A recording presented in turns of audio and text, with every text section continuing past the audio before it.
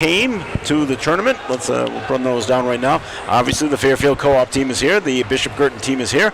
Austin Prep out of Reading, Massachusetts came down as well. DeMatha Catholic High School out of Hyattsville, Maryland. They lost yesterday as well. We have the Fairfield College Preparatory School that's coming up in the second game. LaSalle College High School out of Windmore, Pennsylvania came up as well. St. Joseph's College Preparatory High School, we'll be seeing them in the second game out of Buffalo, New York, and of course the host school, Mount St. Charles Academy, here in Woonsocket, Rhode Island. It's in between the second and third period. They're clearing the ice, and the Fairfield Co-op team leads the Bishop Girton Cardinals by a score of 3-1. Bishop Girton had a much better second period than they did in the first period, Kevin. They came out strong.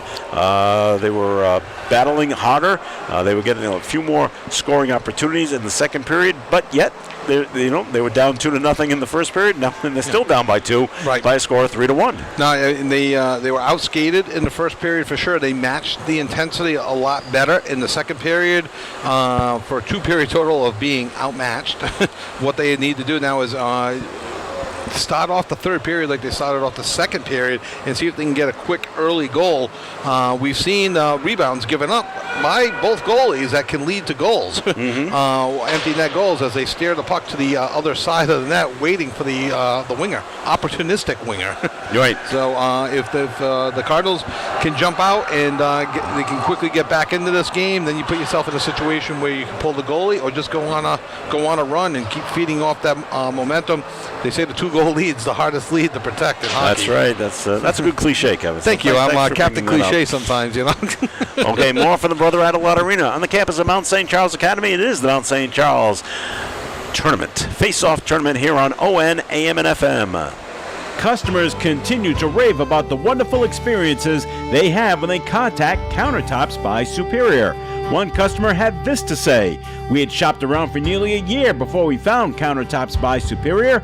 From the first visit, we knew this was the place. Great staff, fantastic showroom, quality installation. It's an absolute pleasure to cook in our new kitchen." Another customer had this to say about their bathroom remodel: "From start to finish, my experience with the owner was first rate. The finished product is beyond my expectations, absolutely gorgeous." So if you're considering new countertops,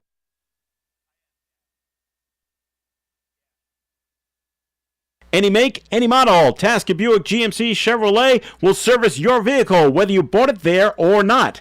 Going on right now at Tasker Buick GMC Chevrolet: oil change and tire rotation, including complimentary multi-point vehicle inspection, car wash and vacuum for $69.95, alignment special $89.95, and full vehicle reconditioning specials inside and out starting at $199. Tasker Buick GMC Chevrolet on Fortin Drive, Woonsocket. You will be satisfied.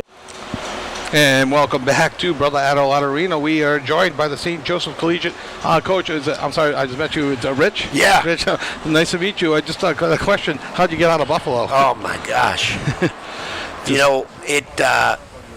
I was thinking it would be like a Christmas miracle. We anywhere from 6 to 7 feet to 4 feet. Wow. The biggest issue we had was the thruway was closed. There was all driving bans. We just kept watching it, and they started lifting them really late Monday night and then Tuesday morning. We went to the bus, and we were hearing from some people that they would open the thruway, and then the minute they did, we were able to go. Unfortunately, there are 5 guys back home that couldn't get out of their driveways. Oh boy. When you got 4 feet of snow and it's too heavy for snow blowers and shoveling, they just couldn't. So we're certainly missing those guys, but we have 17 here that put in a great effort last night and beat a young but strong and talented Mount team. Yeah, well, you had 4 goals in the third period, so a nice come from behind victory. Would you mind letting us know who the players are that aren't here? Yeah, we're missing a couple of our seniors. We're thinking about Gabe Kusek, Tyler Candela, AJ Vitanza, all great players. Luke Deacon is at home, and so is Peyton DePerno. So those 5 guys aren't with us. Wow. So that really makes you shorten the bench as well. So not only missing some good leadership from your older players, but that shortens the bench and some tired legs. It's remarkable that you were able to get 4 goals in the third period with a shorter bench. Yeah, I thought in the second period we looked a little bit fatigued, but that break gave us a really good chance to kind of address some things. Mount came at us hard, scored 2 quick goals, but I felt in the back half of the third we really we got some energy. This building it is something special. We called the timeout, and I got my inner coach Belle in me, and we were able to pull it out for sure. Coach Weil looking up at all the banners, all the state championships, the 28 consecutive state championships here. I mean, it's just unreal, right? It just it breeds history, and if you're a fan of high school hockey, or if you've dedicated your life to high school hockey, how can you not want to coach in this ice rink? You got an 800-seat arena with seats on both sides. You got the benches on opposite sides of the ice. You don't see that much anymore. You got the old, I compared it to the Buffalo Odd, the old Boston Garden, right? Size rink. The fans are on top of you. Yes. I got my wife, my kids right behind me. I got to watch my language. Oh, they'll correct you. Correct. Exactly. Dad, I heard you say something you shouldn't. So it keeps you on your best behavior here at the Mount as well. Did you ever coach and/or play here prior to 2016 by any chance? Yes. So you remember the fencing along? Oh, listen, I've been the coach at Joe's since 2012. Okay. I was when we came the first year in 2016 when the glass was here. We were highly disappointed. We're kind of a dump and chase team, and when you dump the puck in at this rink, it goes right down. All right, Rich, I'm going to try and maybe catch up with you in between games, if you will. I'm going to get back to action here. Sounds great. You Thanks can do some good scouting here as you prepare, hopefully, for an opponent tomorrow. Hopefully the winner, but either way, we're playing one of these two teams. Exactly. Right? So, great. Thank you very much. Thanks for doing this, guys. Appreciate it. Appreciate it. Yep. Hope folks back in Buffalo are able to tune in, watch, and all listen. They'll be tuning in. We got a bunch of parents that couldn't make the trip, but they're excited to be listening tonight. Oh, great. Thank you. So glad that we could bring it to them. So Appreciate you guys being here. And good luck today. Thank you. Thank you. That was Coach Rich Crozier of the St. Joseph's Collegiate Institute out of Buffalo, New York, and a remarkable story, Joe. That's unbelievable. Trying to get out of Buffalo. As they're missing 5 players.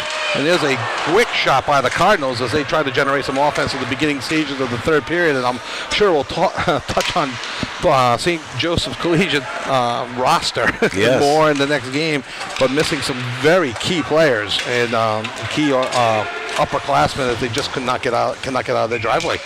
Well, when you have, like you said, the 5 foot, 6 foot feet of snow, sometimes it just can't be done. It just can't be done. It came down in so quickly. So quickly. Joe, you and I lived through the blizzard of '78, but that was one storm, 40 years ago. Yeah, I know. 45 years ago. So the Buffalo just keeps getting hammered.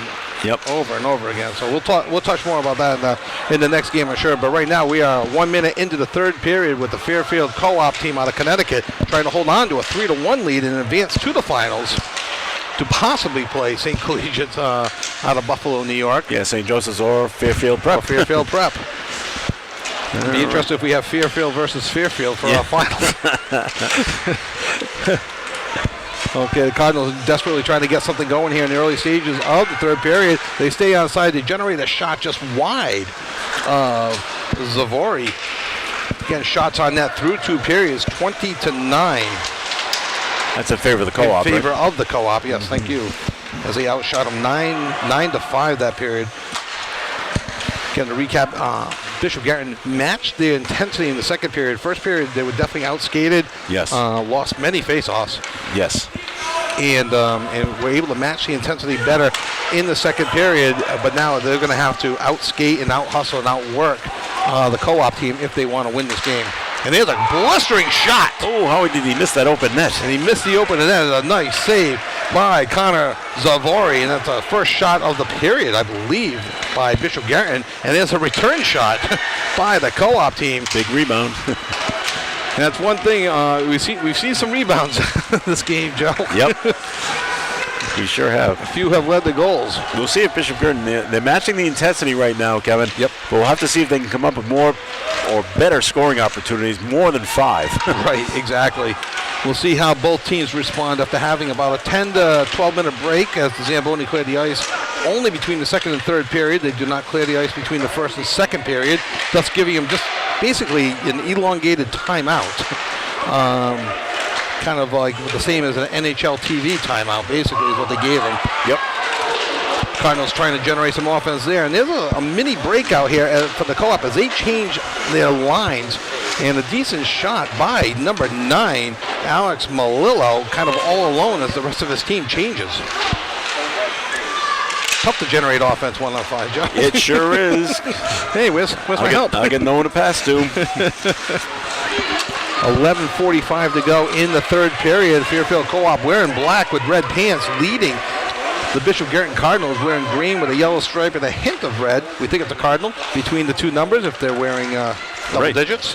And over right above the single number, and that's going to go for an icing. We want to remind people that a player for Bishop Girton, Jackson Levasseur, is out of the game. He was given a game misconduct and a 5-minute major. That was in the first period. First period, yes. We hit a player for the co-op team. They gave him a 5-minute boarding major. I believe it was a boarding major. Yes, it was. And then a game misconduct for the really tough hit that knocked glass out of the stanchions here at Brother Adelaide. They were able to fix it after about a 10-minute break. Right. Once they found the pane of glass, they were able to fix it fairly quickly as as the gentleman stood on 2 ladders on the ice fixing the glass. Rather remarkable, if you ask me. There's a shot just goes wide over Zavori's glove hand. Not officially a shot on net, but in soccer they call that a shot on net.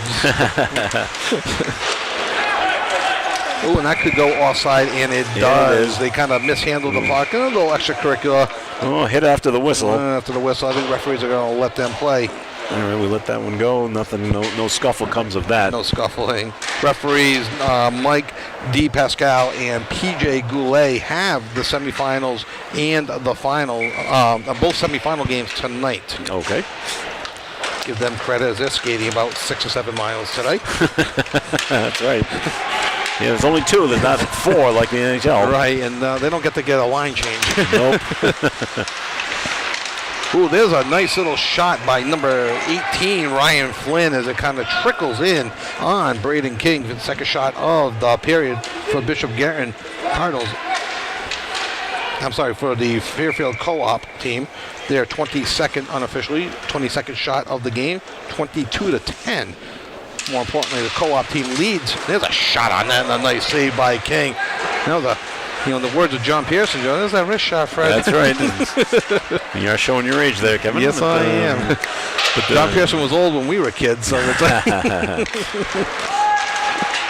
there's a breakout by the Cardinal, and is ridden off the puck with a nice clean hit by number 12, James Calm. We've called his name a couple of times. He's played a good, strong game. Co-op does a nice job of staying on side. A shot just wide, stick side.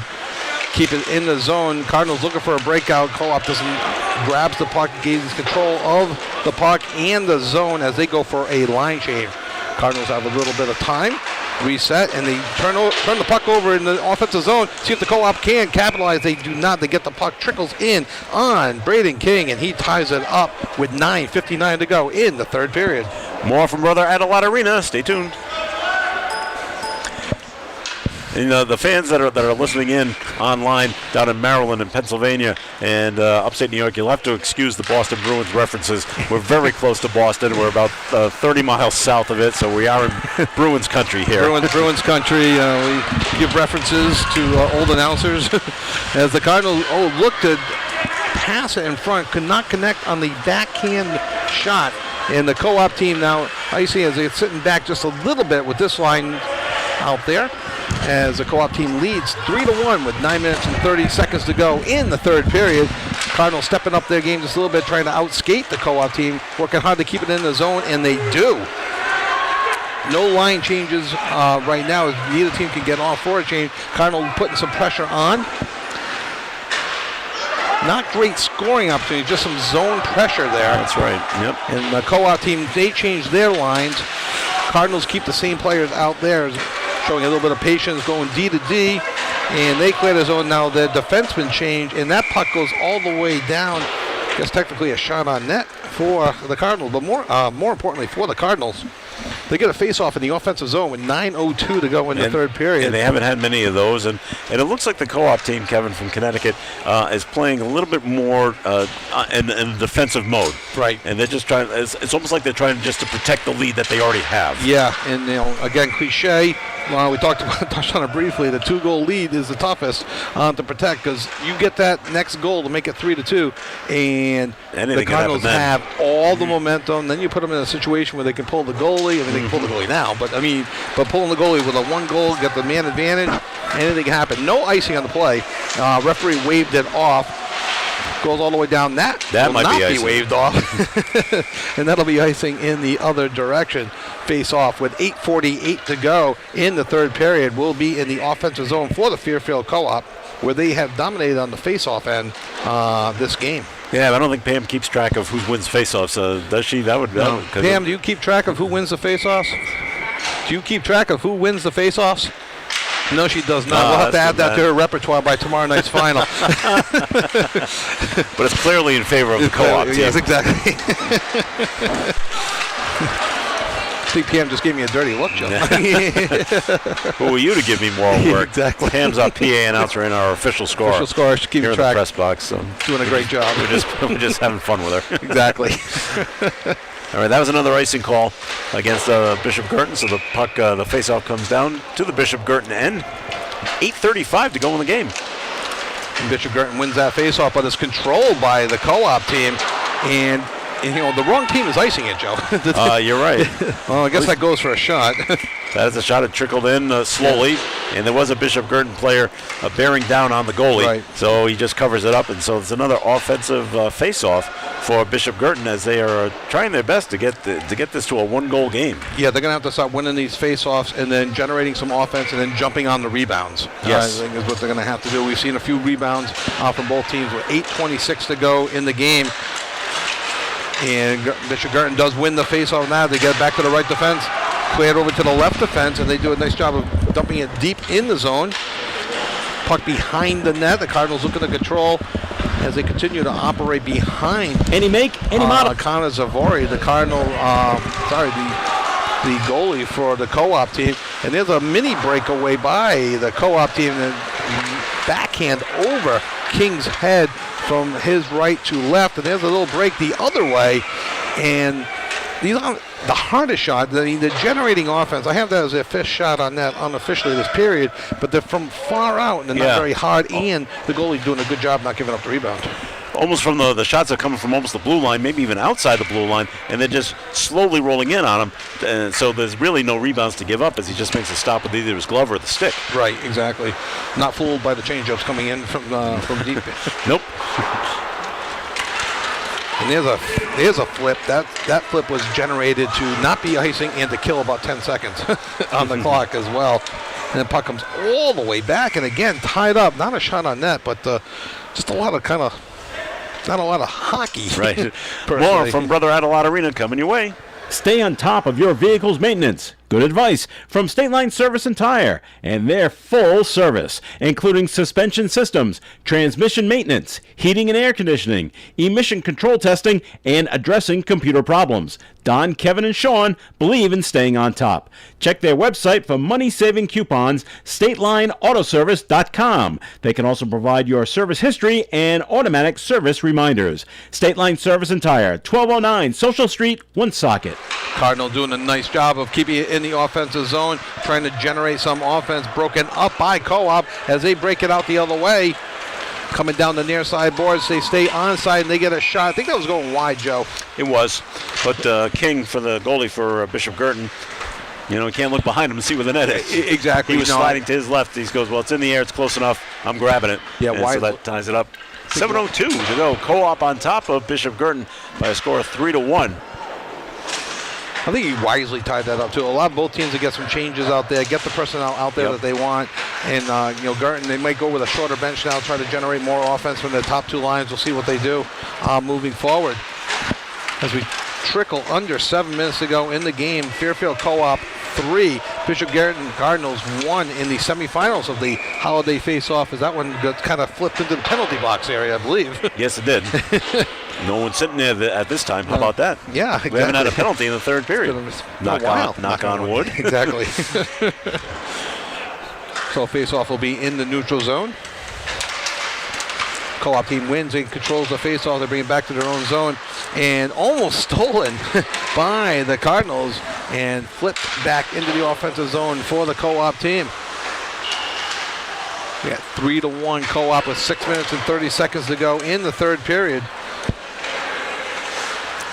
And just kind of like a lot of neutral zone play, not too many hard shots for either team in the first 8.5 minutes of this period. Joe, you kind of mentioned the co-ops kind of play more of a defensive style. Yes. They're putting a little more like almost 3.5 guys back. Yeah, There's a penalty coming up. It's going to be a penalty against Bishop Garrett. It's either going to be interference or holding. We'll see at It's on number 23. The 9-minute mark. Let's see what they call here. And it's a cross check on Bishop Girton, number 23. That's Cosmo Ciano.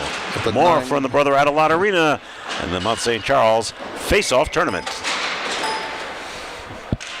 And there is a timeout on the ice as well, called by the co-op team. Yep. So we have a timeout with the penalty.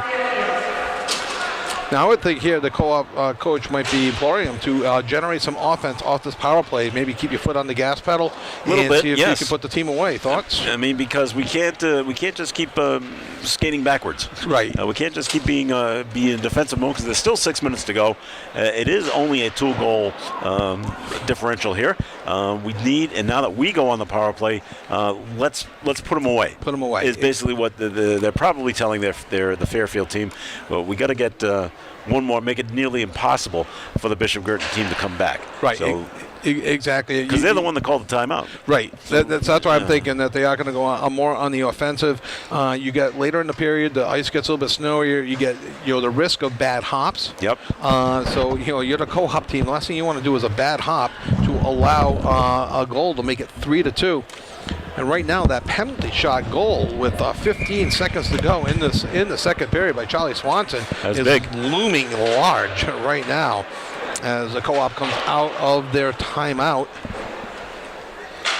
They go on the power play. When you're a Mountie, you can be anything. At Mount St. Charles Academy, middle school and high school students are inspired to expand their talents and use their skills to serve others. Students benefit from award-winning academics, religious, and service-based learning and take part in a wide variety of extracurricular activities, including competitive athletics, diverse clubs, and the fine and performing arts. Begin your Mount journey and apply today. Get started at mountstcharles.org.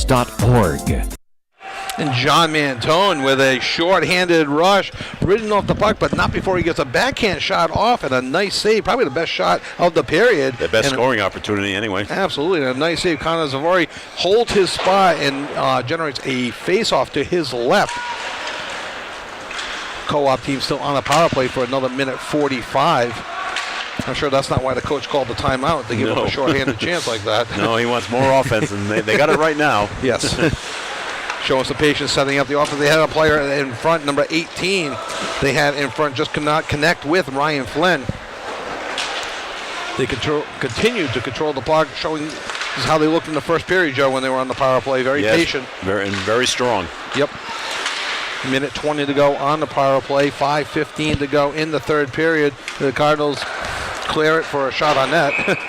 And he ties it up as they put a little pressure. And that's a smart play by the Cardinals, putting the pressure on. Now the face-off's in the offensive zone. Well, I'm a little surprised that the goalie for the co-op team, Xavier, tied it up. Yeah. His defenseman was off to the left-hand side. He just could have swept the puck to him and kept the play going, kept the clock moving too. Right. But decided to tie it up, and now it's an offensive face-off for Bishop Girton. So shorthanded has a chance in the offensive zone. They do lose the face-off. Co-op team showing patience, bringing it out of the zone. A little bit of a turnover there, kind of a little sloppy there coming out of the zone, and there's an offensive opportunity for the Cardinals if they can center it. And as they trail 3-1 with under 5 minutes to go, and there's a shot, a nice save, glove save by Zavery. That's right. That was going high up to the short side, and he snagged it out of the air. Zavery did. So another face-off for Bishop Girton in the offensive zone as they're playing it shorthanded again, Kevin. Playing shorthanded. They have not pulled their goalie, but they're playing like they have. We'll keep an eye on them for you if and when they do pull the goalie. Don't expect that maybe for another 2 minutes. Yeah, it's a little early right now, but I'm not coaching the team, so, you know. They did not ask our opinion before the game. Yeah. Co-op with still 48 seconds to go on the power play. And have a little bit more patience, bringing the puck out of the zone. Less cross-ice passes and more kind of controlling the puck, and kind of skates over the puck there, giving the Cardinals an opportunity, but they end up getting the puck back and dumping it deep into the zone. The Cardinals kind of hand passes to themselves, and that heads up. Ooh, I was watching that one. That one sailed over the glass and into the boards, into the bench of Bishop Girton, and I thought, man, that might get a little more height up our way. Yeah, Kevin. that was went over the Cardinals bench below us and into the first row of the stands. Oh wow, okay. Because there's a woman that just threw the puck back to. Can we have that back, please? To referee. You caught that, referee LePerrier. Yep, number 20. Number 20. Oh no, sorry, that was Mike D. Pascal. Okay. LePerrier is a player, not a ref. Okay. 15 seconds to go on the power play for the Co-op. 4:12 to go in the third period. Co-op leads 3-1. Winner advances to the finals. And there's a backhand and a nice save by King. And that was a nice shot, nice backhand by Ryan Timone, who has a goal this game. You know, the goalies always hate those backhand shots, but this one got right into his chest, and he was able to fall right down onto the puck. Yeah, they just don't get the same read off the backhand. And there's a quick shot, didn't make it to King. Do you think that made it to him? I think it did. Okay, I wasn't sure if that was blocked by the defenseman. 1 second left on a power play. Both teams skating 5 at the side. That will go for an icing. Yes. He pointed back to say he had just come out of the box when they cleared the puck. No icing. So it is icing at 3:54 to go. It is the Mount St. Charles Face-Off Tournament on ON, AM, and FM. The last thing you need is more stress. So at Micho's Auto Body, they handle the complete claim for you. Check their website to see the 13 actual steps they take to make your experience stress-free. You'll also see a complete photo gallery showing you the detailed and technical process necessary to accommodate new car construction and metallic paints. Micho's Auto Body, 430 Privilege Street, Woonsocket, 769-1983. Co-op controls the puck with 3:35 to go in the game. Cardinals now looking for any opportunity to get the puck out of the zone. We'll see if they pull the goalie now with about 3.5 minutes to go. Some teams do it in the 3 o'clock with 3 minutes to go. Sometimes they do per goal, 1 minute per goal. So look somewhere in the around with 2 minutes to go in the game as we're at 3:10, just about in the third period with the Co-op team leading 3-1. Co-op doing just enough to keep the puck out of their defensive zone or the Cardinals' offensive zone. Puck down back behind King. 3 minutes. Kind of being tied up in the corner now. And an obvious stalling tactic up against the near boards. Not going to be able to keep it there for 250, but puck does square it loose. And a nice defensive play as they tried to center the puck, try to get that fourth goal. Is that good offense we talked about against Co-op going on right now? Exactly. Just keep it in the zone. They don't have to score. Nope. Just keep it in the zone. There's a turnover, though, in the zone. It hits the post. Wow. Just to the right post, and there is a whistle on the play. We got a cross-check on someone here. Not sure which team they called that on. Yeah, that was up against the near boards, Joe. Yep. And it's against Bishop Girton again. And that's number 5, that Austin Abbott gets called for cross-checking. There's 2:23 to go. 3-1 Co-op, and talk about what they didn't need. That's is a 2-minute penalty with 2:23 to go. it's really going to, and then now they're going to play 5-on-4. I guess you still should pull your goalie. Yeah, but they have a couple things they need to do. One, they got to win the faceoff in their own defensive zone. Then they got to get the puck comfortably out of the zone. Yes. Then pull the goalie in the hopes to make it a 5-on-5. And there's a turnover, a nice little pickpocket there by the co-op player number 20, Owen Gibbons, who's had a nice game. Again, we've called his name a couple of times. Yep. Cardinals cannot establish offensive presence. They can ice it, but that puck was intercepted at the red line. Co-op clears the zone. Just under 2 minutes to go in the game. 1:30 to go on the power play. Co-op leads 3-1 with the puck and in no rush. Right. They stay on side. They cross into the offensive zone. Charlie Swanson, who has the penalty shot goal late in the second period, giving the co-op a nice cushion with 1:30 to go in the game, 1:08 to go on the power play. Bishop Gurdon can't get it out of their zone. Can't pull the goalie. Cannot pull the goalie where they are, and this could be another opportunity right here. Backhand, nice save. Save by King. By King. All right, puck gets flipped up into the netting behind the net. But King has really kept them in this game. He really has. He's been terrific between the pipes. Xavier's been good too. Yeah, he's for just co-op. Just hasn't been as busy. I have him for 17 shots against, 16 saves.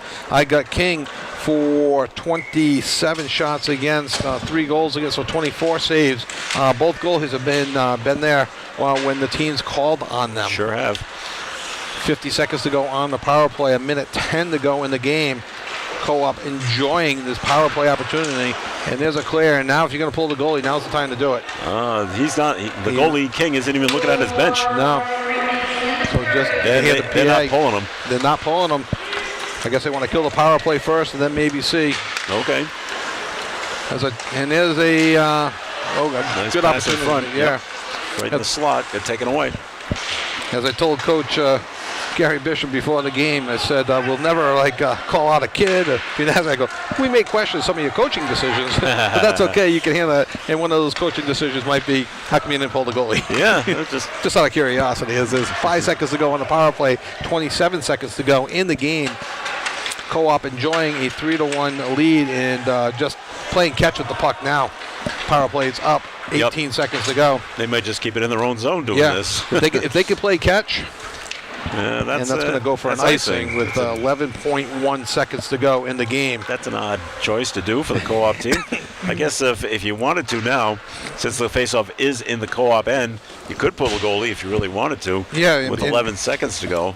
What the Cardinals need is they need a quick draw and a slap shot to score, and only use about 2.5 seconds, and then. And then for a miracle. That's right. And that's not what's going to happen, as King is staying in his net for as of right now, for the last 11 seconds. So it appears that the Fairfield co-op team will advance to no icing. They wave it off. Will advance to the finals tomorrow afternoon at 4.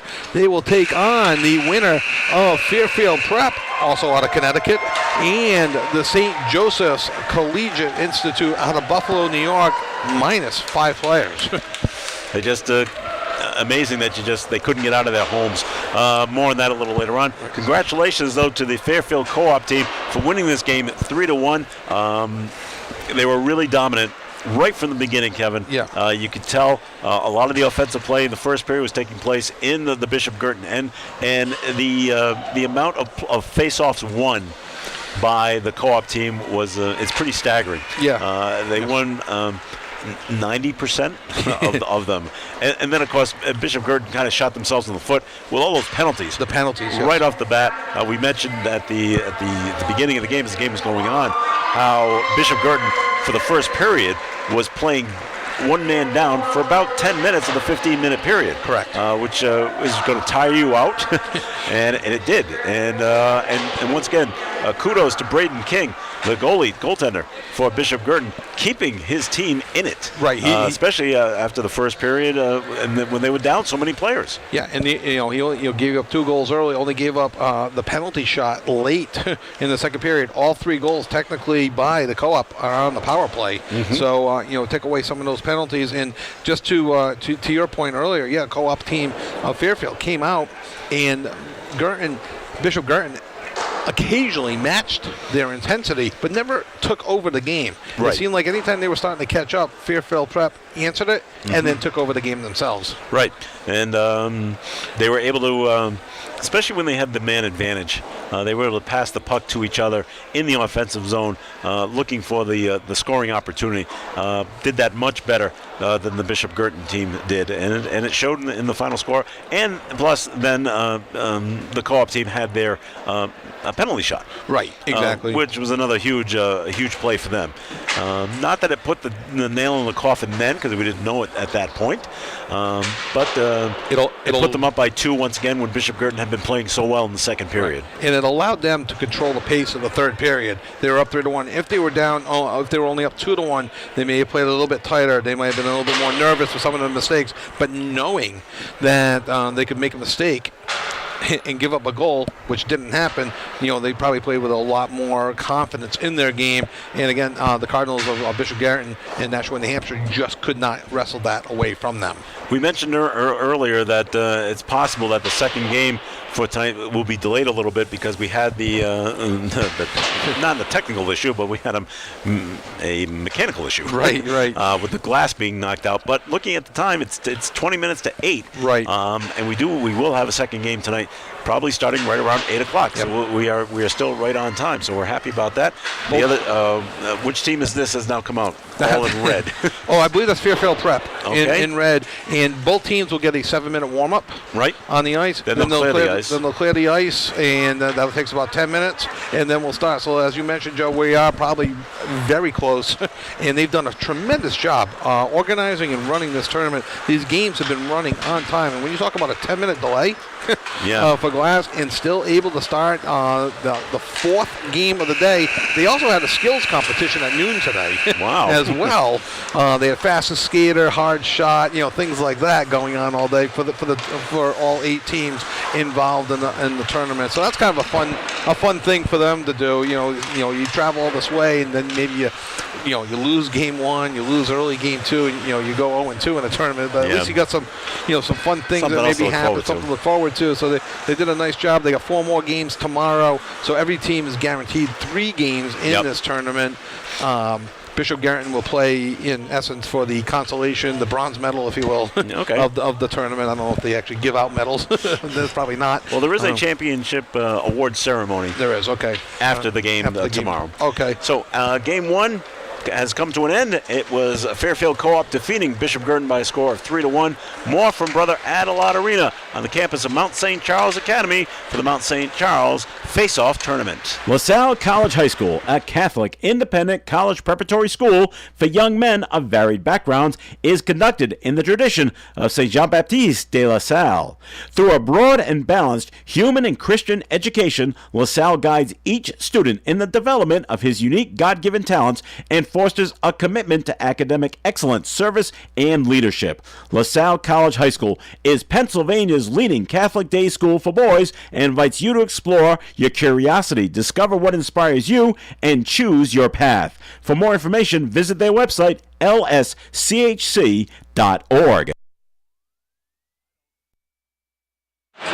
It is the Brother Adelard Arena. That's where we are, on the campus of Mount St. Charles Academy for the Mount St. Charles Face-Off Tournament. We just had our first semifinal game come to an end, and it was Fairfield, the co-op team, defeating Bishop Girton out of New Hampshire by a score of 3-1.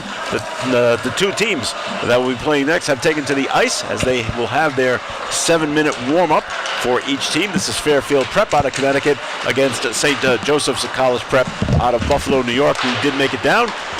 Minus 5 players. So they only have what did the coach say? Did they only have 17 players with them? They're missing 5. I'll get a full count of for you in just a moment. They are missing number 2, Gabriel Cusack, senior forward. They are missing number 8, Luke Deacon, a junior defenseman. They are missing number 10, Peyton DePerno, sophomore forward. They're missing number 16, Tyler Candela, a senior forward. And they're missing number 20, AJ Vintaza, a senior defenseman. That leaves them with... Kevin's doing some quick counting here.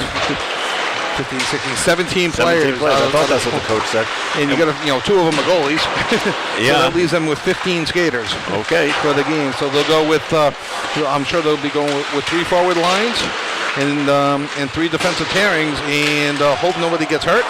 Yes. And hope, and just, quick changes. 30 to 40 second shifts, I'm sure, when they can. Even on the power play, shorthanded, they'll have to maybe stay out there a little bit longer, but then get back into the quick shifts. Look forward to that break between the second and third period when they clear the ice. You heard Coach Rich Crozier in between periods of our first game, and they were a little fatigued at the end of the second period, but then caught. Because there's only so many players. Right, exactly. And you get used to playing a system. Joe, you played sports growing up. I played sports growing up. You coached. And you get used to the players being out there. To miss 5, That's a lot. It's one thing to miss 1. Yeah. 5, you're missing some key players on key lines. You're missing offensemen, defensemen, upperclassmen, lower classmen that are trying to make a name for themselves. And it's disappointing. But as we say here in New England, we let's do that hockey. well, we do that. We do say that. But if we have to say in New England, because we always like to quote our Coach Belichick for the Patriots. Okay, boys, time to do your job. Yeah. And no whining and complaining that we don't have 5 players. You step up. Right. And that's what they got to do.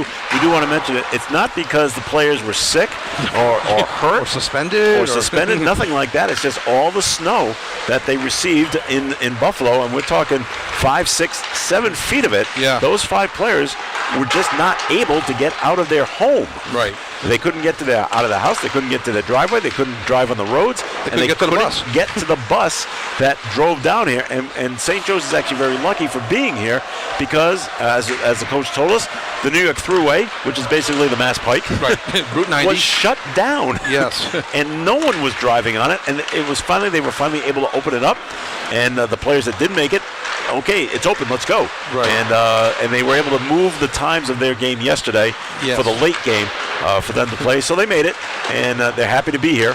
And they played here before. They like coming down here to play. They like, plus the coach loves playing here at Adelot Arena from all the history. So this is where if you're going to play high school hockey, you got to come here and play at least once. Yes. And so hopefully the players that couldn't make it down, hopefully they've tuned in or will be tuning in at 8 o'clock to hear how their colleagues do in the second game here of the semifinals of this tournament. And Joe, I don't know if you've been out in the Buffalo area, but from here to Buffalo, not in the wintertime. Right. I have in the summertime. In the summertime, under perfect driving conditions, it's an 8-hour drive. Yes, that's right. That was with the Thruway open. Yes, and that's you going 65. Yeah, exactly. And not speeding, just cruising along. Right, maybe You're stopping right. for a minute or two, a couple minutes to gas up. It is 8 hours to get out there. So I can't imagine what the Thruway was like when they finally did open it up. Maybe the speed limit was down to 40. Yes. Until you kept going a little more east, a little more east, a little more east. Right. Okay. Now we're at here. If I know my New York towns. There's Albany. Yeah, I'm sure. I think Albany's like the halfway point. Okay, we get there, and so okay, maybe we can pick it up a little faster, right? Because they didn't get the amount of snow that Buffalo got. Although they still got snow out in Western Mass as well. They got some. But they do a good job of clearing off the Pike and I'm sure the Thruway out that point once they got out to the Mass Pike area. And again, we have no snow. We just got some cold temperatures out here, but nothing. No snow this side of Worcester anyway. That's right. That's for sure. For those of you in New York and Pennsylvania and Maryland, Worcester is about the halfway point in Massachusetts when you're coming west to east. Exactly. And we know that out in the Buffalo area and our friends to the north, New Hampshire, Vermont, of Maine, these are the people that know how to clear the snow. Right. They've got out the big front-end loaders. And what you see down here in Rhode Island sometimes is small plows on pickup trucks. Right. And that's just not going to work. Might work for an occasional driveway, but that's when you get a foot of snow, that's going to be okay. Exactly. When you're getting 6 feet of it, that's not working. No, it's not. And you just can't imagine, the car stranded. Joe, we touched on it briefly. Our only frame of reference is really the blizzard of '78, and we were kids. Yeah, we got maybe 4 feet of snow. Yeah, 4 feet. Here in Woonsocket, I believe they had the record for that storm here in Woonsocket. Maybe 5. 5 feet of snow. Yeah. We grew up in Cumberland, 4 feet Which of is snow. next door. But again, I don't recall seeing anything more than 2.5 feet. And back then, we actually called the people here in Woonsocket called Buffalo. Oh, and really? Said, can you send down some equipment, please? No and, kidding. And they did. That's fantastic. So we still thank them for that, for coming and help dig us out, because we didn't know what to do. Right. No. You always hear about. You saw Buffalo had not play a football game. The Bills didn't play. They went to was it Cleveland? They went to Cleveland to play. To play. And if ever there's a town in New York that's used to snow, it's Buffalo. It's Buffalo. We get all the reports out here, and it's just always amazing how much how much snow they can get.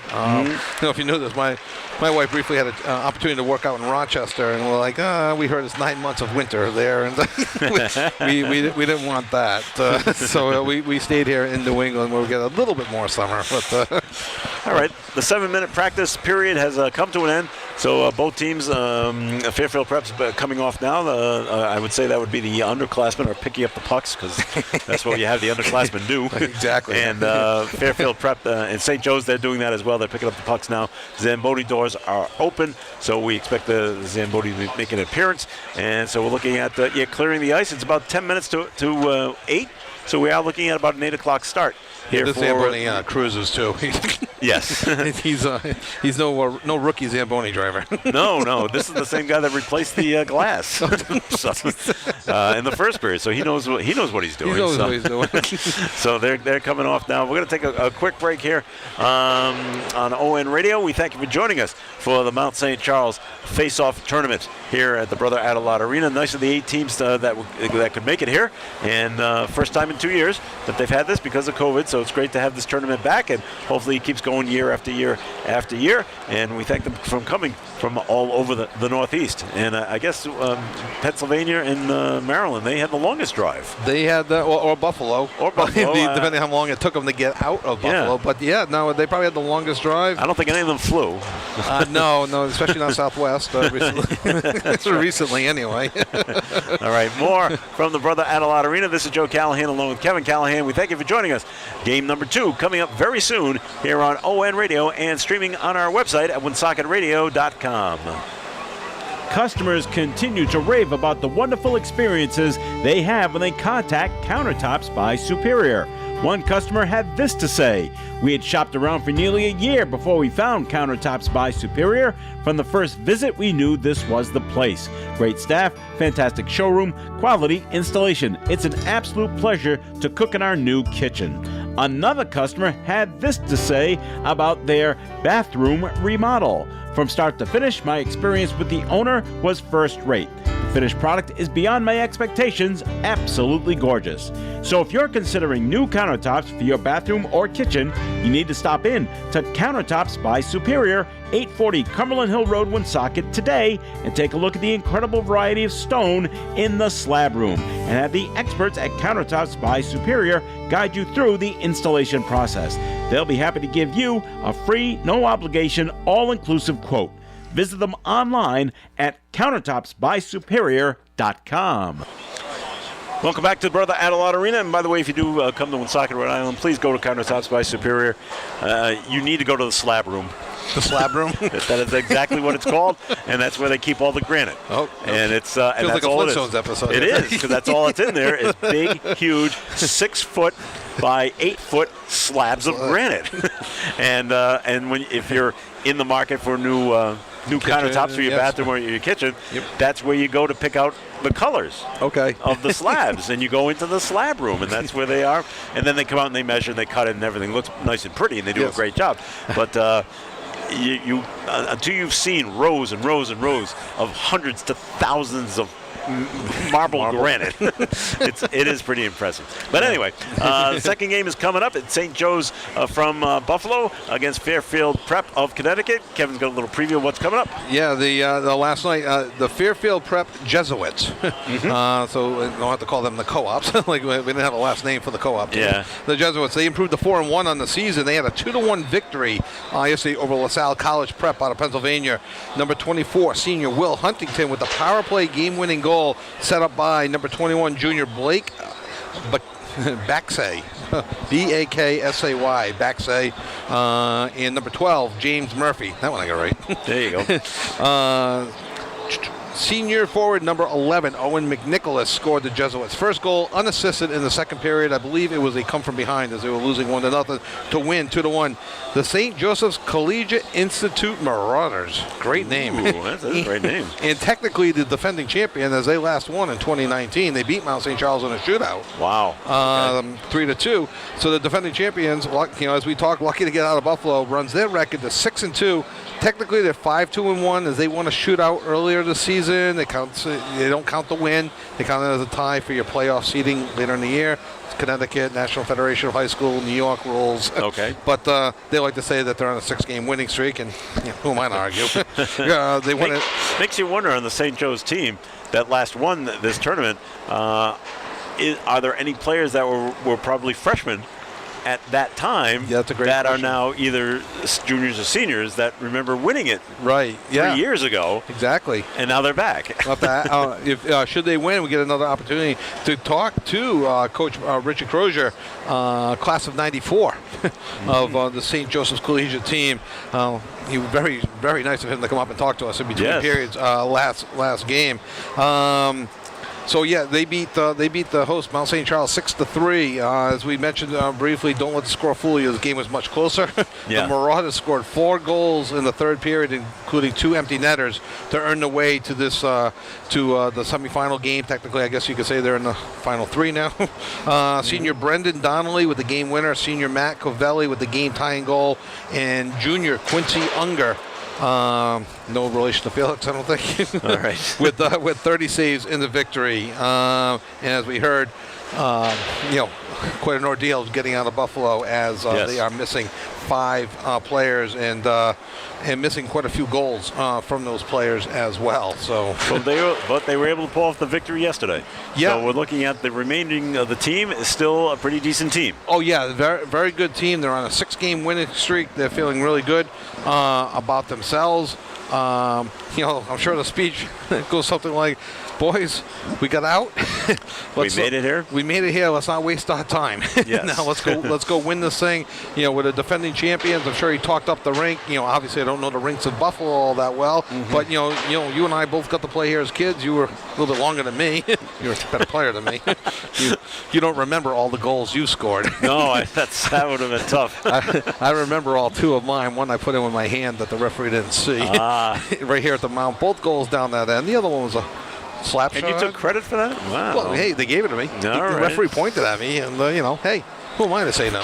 For people in the hockey world and the hockey know, it's one of my big claims to fame that I played on the same team with Brian Lawton. Brian Lawton, the first American drafted overall #1 by the. Do you remember? Minnesota North Stars before they moved to Dallas. Yeah. That's right. You're in the team picture. I am in the team picture. I'm actually standing right next to him, too. Yeah. But, how's Brian doing now, Joe? Is he's he talking great, to you? Yeah, we go way back. But anyway, Brian was 12. Yeah. and I was 11. He was 1 year older than me. But even, I told people this before, Kevin, even back then, you could tell Brian was special. Right. He was just so far ahead of the rest of us. When you watched him skate, it was amazing to watch. Right. And you were so glad. I was so glad that we were on the same team. And he was on a first line. I was on the second line. So I was able to watch him.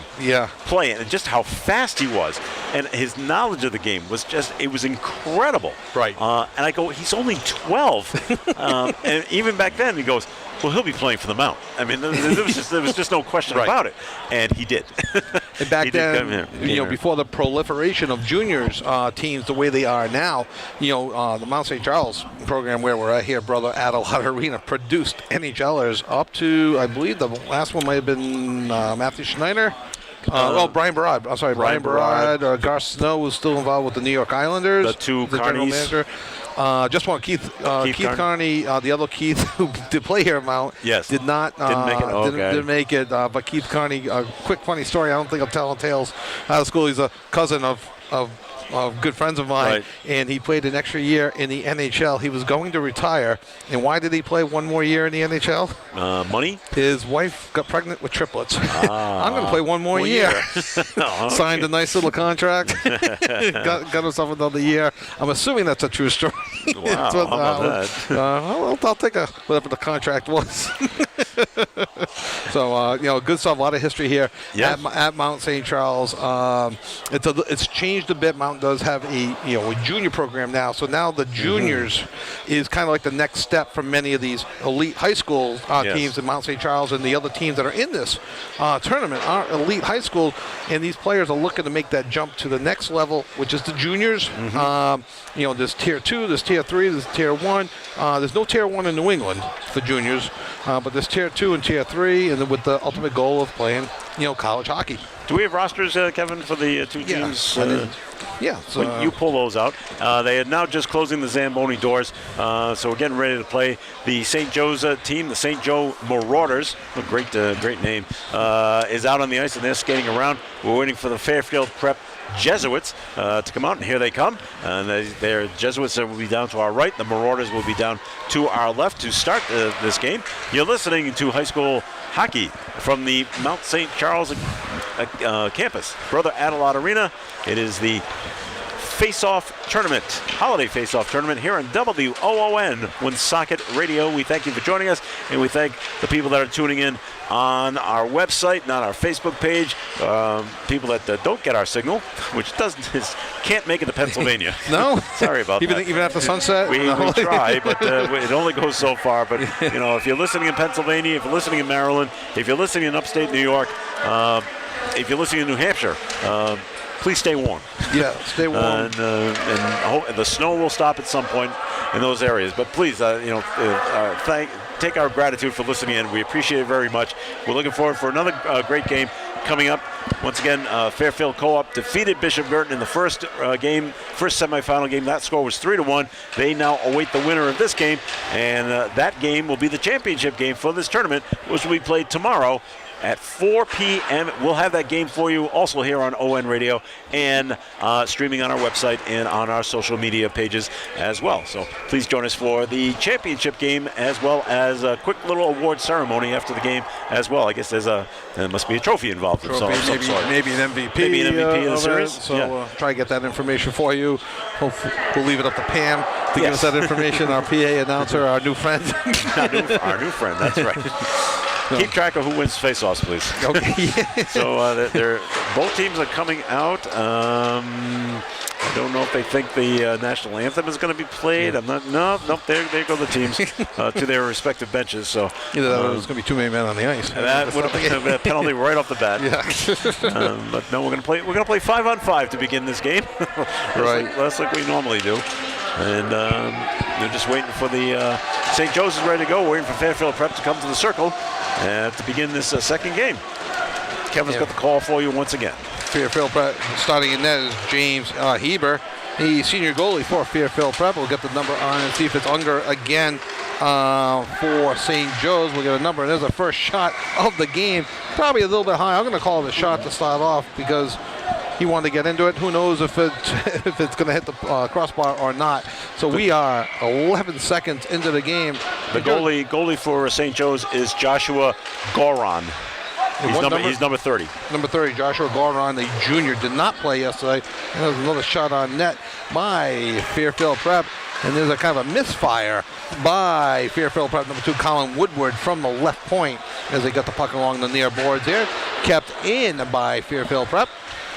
Wearing red uniforms with white numbers. Very easy to see. Thank you. St. Joe's is in gray and maroon, I guess. Yes.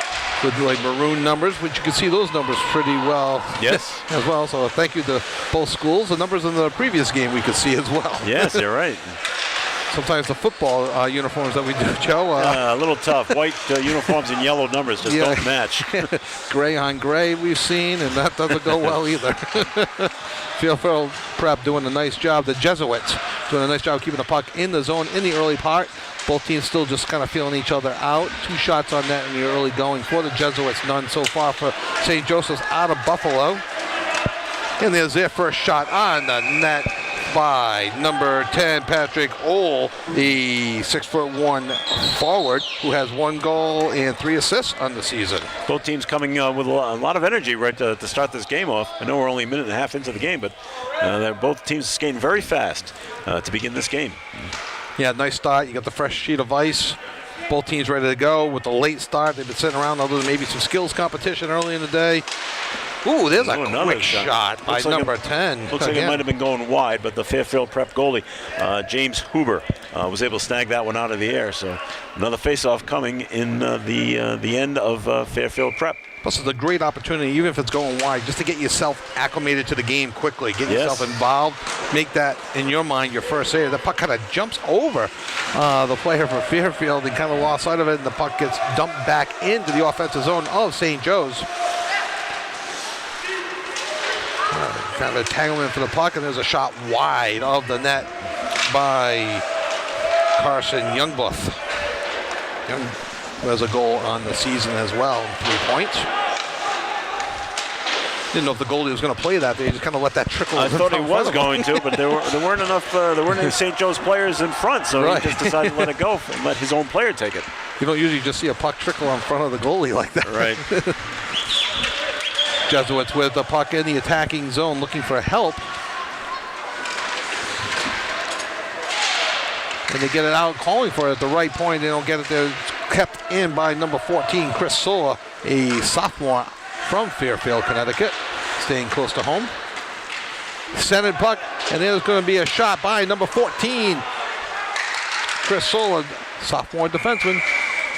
Goes wide on that, and the tied up, Joe? It was tied up because it was flipped to the goalie. Oh, there it went into his glove right there. Yeah, 14, Chris Sola went to go take a shot, and it just kind of trickled off the end of his stick. So he didn't get all power behind it, and it kind of went wide to the right of the net. We're in the early stages of the first period. The Jesuits skating right to left across your radio dial. 12:30 to go in the first period. No score from Brother Adelard Arena. Historic Brother Adelard Arena. There's a shot from the point and a nice kick save. A better shot by Sola right there. Yeah, nice, real good shot, and a save by Joshua Gorin. Junior goalie, 5'11", 210. Good size. Shot wide from the right point by number 7. They blew the whistle on that. Did the puck leave the ice surface? Did it go outside the rink? I didn't see it. I didn't see the glass break either. Like no, not this time. Let's hope that doesn't happen again. But they did blow the whistle. But they're going to keep the face-off inside the zone. And I see. Did someone go in the net? Someone go 5-on-5. Yeah, no one's in the penalty box. I'm not sure why they blew that whistle. maybe they just lost sight of the puck. Maybe. All right. They were discussing it with the Coach Crozier, with the coach over there, and looks like Coach Crozier wants to get on the ice. Yeah, he only graduated a few years ago. Yeah. So. All right, Jesuits win the face-off. They keep it in his zone. No, now it's broken out by the Marauders. Great name. Yes. Kept in by the Marauders. Yeah, some zone time presence here by them. Kept in again. And now the Jesuits clear it out of the zone, but intercepted in the neutral zone, out by center ice. And here comes number 15 for the Marauders. He got the wrist shot, and that was Colin Cronin, but wide of. And that had the goalie going back and forth and just could not get a good shot on net. Marauders keep it in. They're putting on the offense now. Just going to generate a little bit better offense now. They're kind of like playing catch with the puck, trying to develop and set up their offense. And the puck back out to center ice. Marauders clear the zone and go for a line change. Giving Fairfield Prep Jesuits time to clear the puck out of their own zone as they dump it into the offensive zone. No icing because he was at the red line when he dumped it in. Kind of spilled from behind. No call. I don't think he was tripped. I think he just kind of. No, the player thought he was tripped. Yeah, he thought he was. Referee's letting him play. Last game at this point, we had 3 penalties already. I think. Really, yeah. Every game takes on its own personality. Marauders don't go outside, clear the zone. Puck goes back to the neutral zone, cleared. Now the Jesuits take over from their own zone. They dump it in the zone, and that icing is waved off. It kind of went through like 3 different players, yeah. So anybody could have touched it. And this could be an offensive break. It's 2-on-3. They're kind of tight together. They got to spread out there. Dumped in. No real offensive threat there. Jesuits now take over in their own zone. They use the boards to try to clear it. Not out. Kept in by the Marauders. Right up along the left boards. 4 guys pinch against the left boards. Don't see that too often. No, I think that's a mistake, actually. Now the design play, this will be an offside if they touch up, and they do touch it, and it's going to be offside. All right, it is the Mount St. Charles Face-Off Tournament on ON Radio and on our website at WoonSocketRadio.com. Any make, any model, Tasker Buick GMC Chevrolet will service your vehicle, whether you bought it there or not.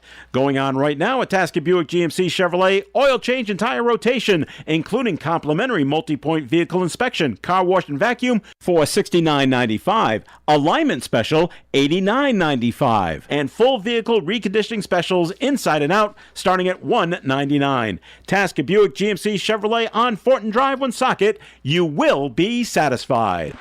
So they called a deliberate offside against the Jesuits, who went back in their own defensive zone. Now there's a break and a shot to score!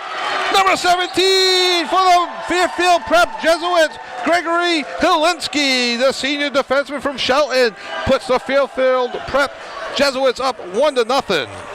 Excellent wrist shot by Gregory Helinski. He got the puck right in the slot, and he went high to the glove side of the goalie of Goran, and it just got over his glove, underneath the crossbar, into that top corner, making it 1-0 in favor of Fairfield Prep. At the 6:26 mark, and it was just saying how there was a deliberate offside. They were able to win the faceoff, bring the puck out of their zone, able to generate some offense, and then get that, like you said, Joe, tremendous wrist shot. The Marauders come right back, and there's a shot on net by number 15, Colin Cronin. Already called his name a couple of times this game. Of the Marauders, yeah, he got the puck right on the left-hand side, and it was basically untouched. Right. And was able to take that shot. Nice stop by the goalie for Fairfield Prep. That is James Huber. We'll see if we can get an assist for you. I'll get that for you in between periods. Marauders do steal the puck from the Jesuits. They keep the puck in the zone, out down to the left point, dump behind the zone. Played by number 21, Alec Notes. Kept into the zone, back to the right point. Oh, he centers it, no one home. Jesuits control it, they clear it up the boards and out. Marauders, though, intercepted right at the line. They get back onside. Puck play continues. 8:45 to go in the first period. Fairfield Prep Jesuits won the St. Joseph's Collegiate Institute out in Buffalo, New York. Nothing. Is that icing on Yes. that play right there? Okay, as they bring the puck back into the Fairfield Prep zone. 1-0. Fairfield Prep over St. Joe's. Fast-paced first period so far. Both teams coming out skating strong. I think that might favor Fairfield Prep over the short bench, the short amount of numbers on the St. Joe's side. Right, I agree. Fatigue could become an issue Yes. as the game goes on. 3 15-minute periods we play here. We'll skate 4-on-4. Should it go to an overtime and then shootout if necessary. We're a long way away from a shootout, Joe. Yes, we are. About almost halfway through the first period, about 8 minutes to go. In Fairfield, no, they kept it in. There was about an inch left of space, and he kept it in on the blue line. Nice play by number 8, Connor Reed, the senior defenseman out of Stanford. Puck in the neutral zone now. Ooh, a big hit. heavy hit. A couple guys went down there. Marauders have it in the offensive zone, waiting for the completion of a line change. Just couldn't connect. Oh, and they played it, kept it in. No high stick called. Looked like a high stick. Yeah. Nope. Jesuits take it back. Oh, and good defense there. And it could be a breakaway. No, just let him too much. The goalie comes out to play and he clears it to his left defenseman.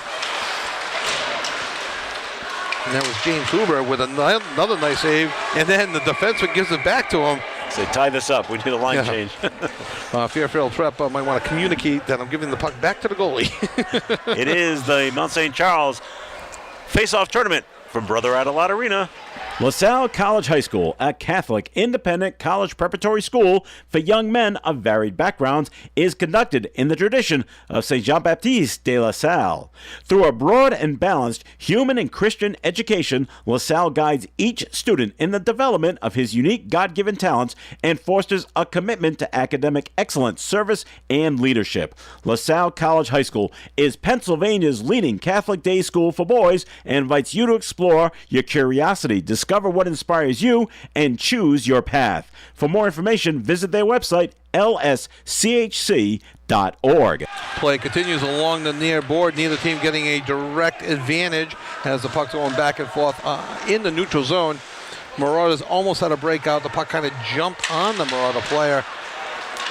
Fairfield looking like they're setting up for offense now at the left point. They dump it in deep. Going after number 12, James Murphy. He clears it back to his teammate, Owen McNicholas. And now it centers it for 21. Blake Baxay not generate an offense. And here we go. Baxay with a shot and it's tipped over, I believe. I think he got a glove on that, He Joe. did get a glove on that, tipped it over his own net. And now the puck's been sent down to the Fairfield Prep end. No icing on that play. Joshua Gorin with a nice save, just getting enough of his glove on that puck to tip it up and over his net. Scary situation for the Marauders as they trail 1-0. Because it looked like he had it, and then he didn't. Yes. Now that's actually over my head. It looks like Fairfield Prep is playing with just a touch more speed right now. Maybe because the St. Joe's team's maybe a little tired. We're not sure. But Fairfield Prep seems to be just a little bit faster right now. Again, the Marauders are down 5 guys, stranded in Buffalo, and it just might be a matter of, yes, they won yesterday, but again, trying to get used to playing with each other. Might be different line combinations than they're used to. Yes. Figuring it all out again, centering pass, no one home for the Marauders. And stolen and kept, and there's a shot and a save by Uber. Excellent shot. And cleared down to the Marauders' end, and that's icing. That was a nice wrist shot that the Marauders had. And then, did you catch that number, Kevin? I was looking to make sure I got James Heber. I called him Huber. It's Heber. Oh, it is I Heber. think it was number 9 for St. I believe that was Evan Beckignell, who may have had that shot, number 9 for the Marauders. Okay. I'm not 100% sure. Big hit along the boards. More neutral zone players. The Marauders trying to just dump it deep in the zone, and not going to be outside if the Marauders touch it. Nope. Fairfield, the Jesuits come out with the puck.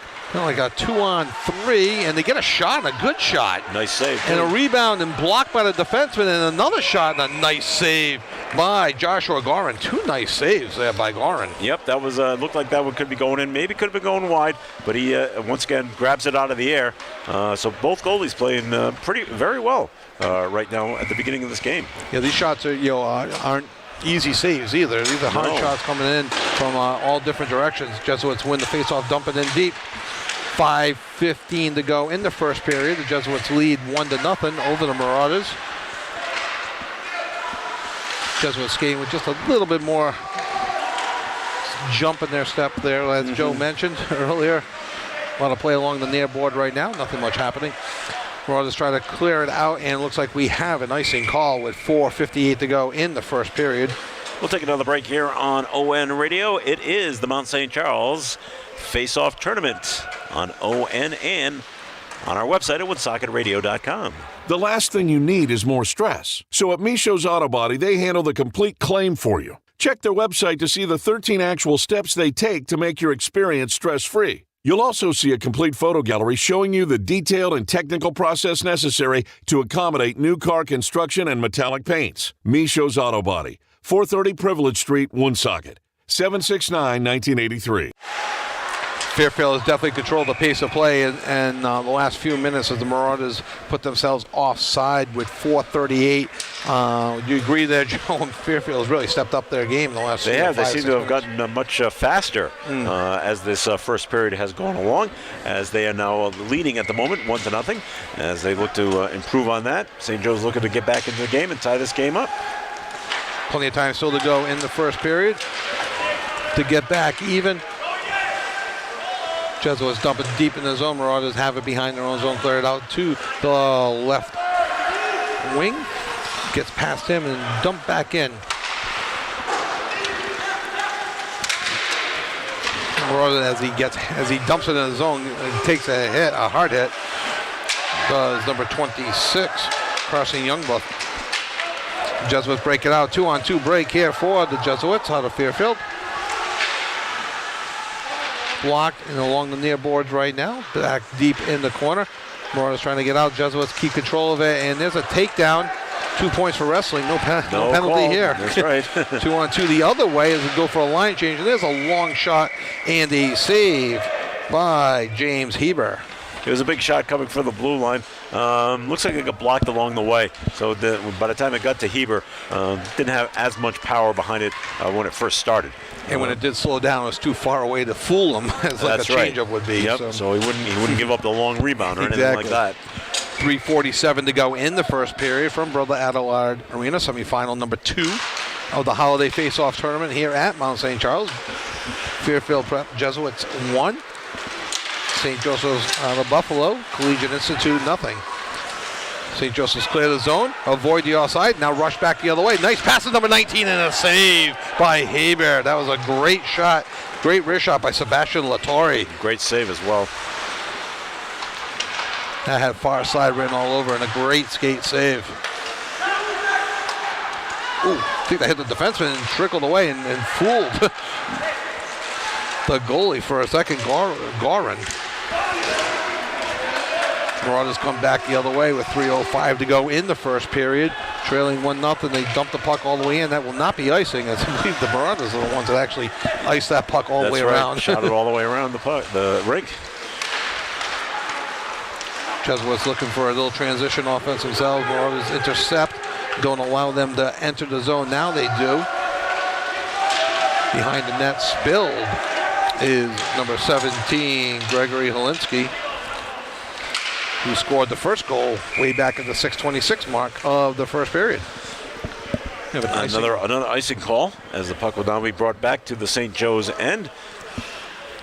Good action, good pace to this game so far, Kevin. A lot of up and down action, a lot of clearings of the puck, a lot of dump and chase is going on right now. A lot different pace than the previous game, where we're at about a 5th penalty by now, and no penalties yet in this game.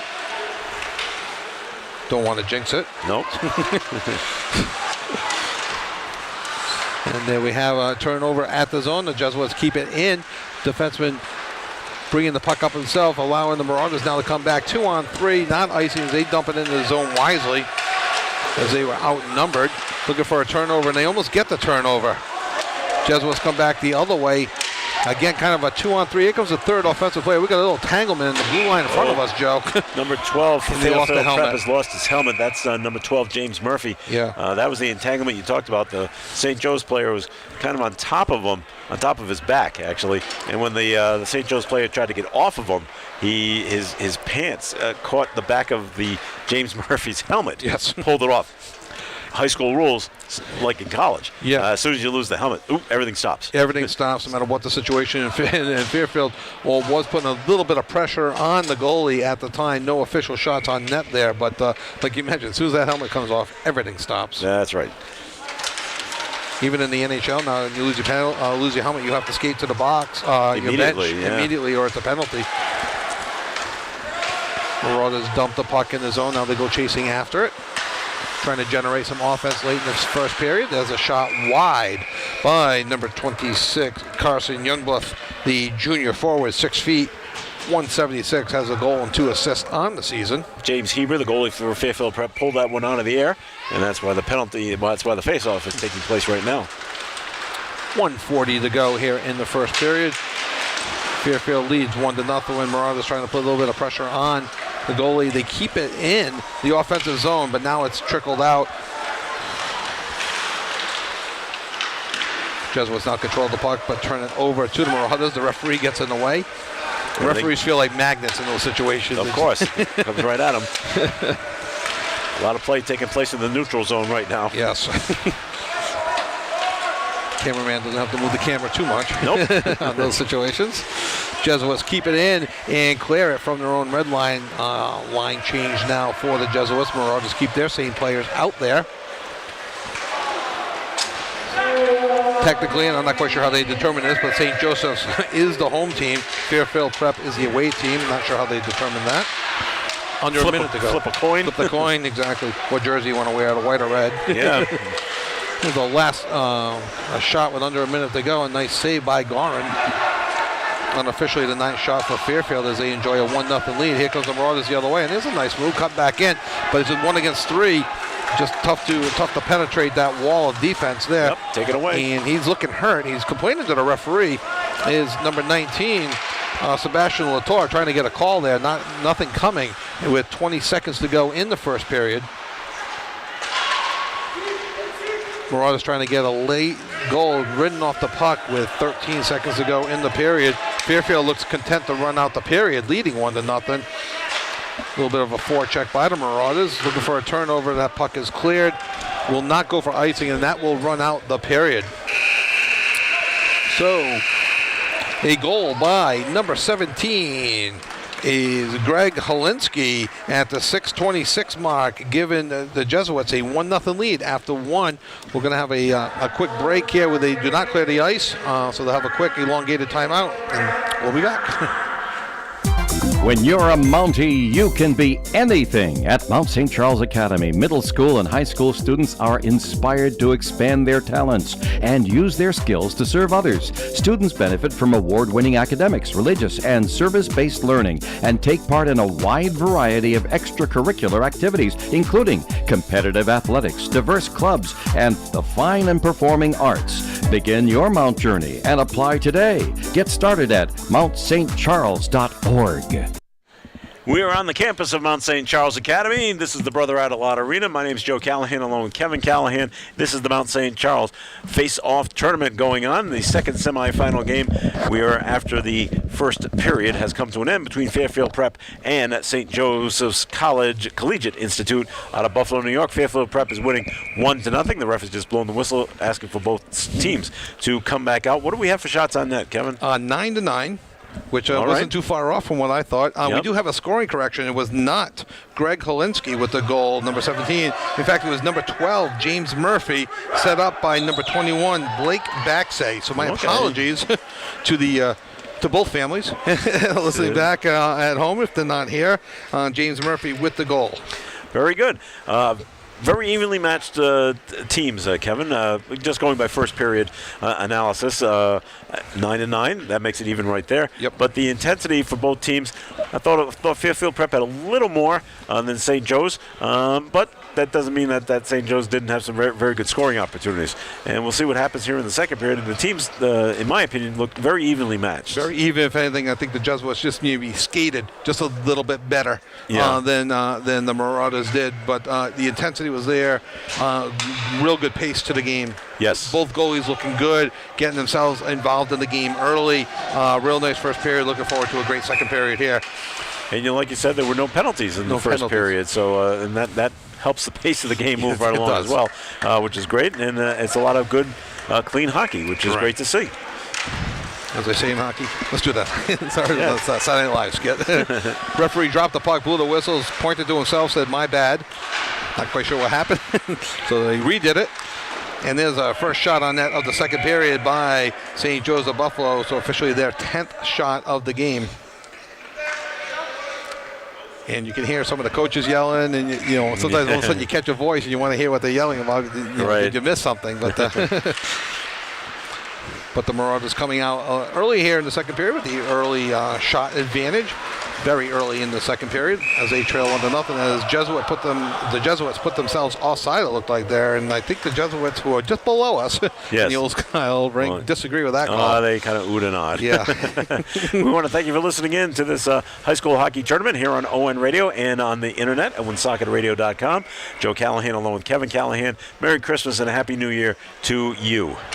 St. Joseph's has called this the premier hockey event, a hockey tournament in the Northeast, and I can see why. Some great hockey being played here today, and again, thank you all for listening and watching along with us.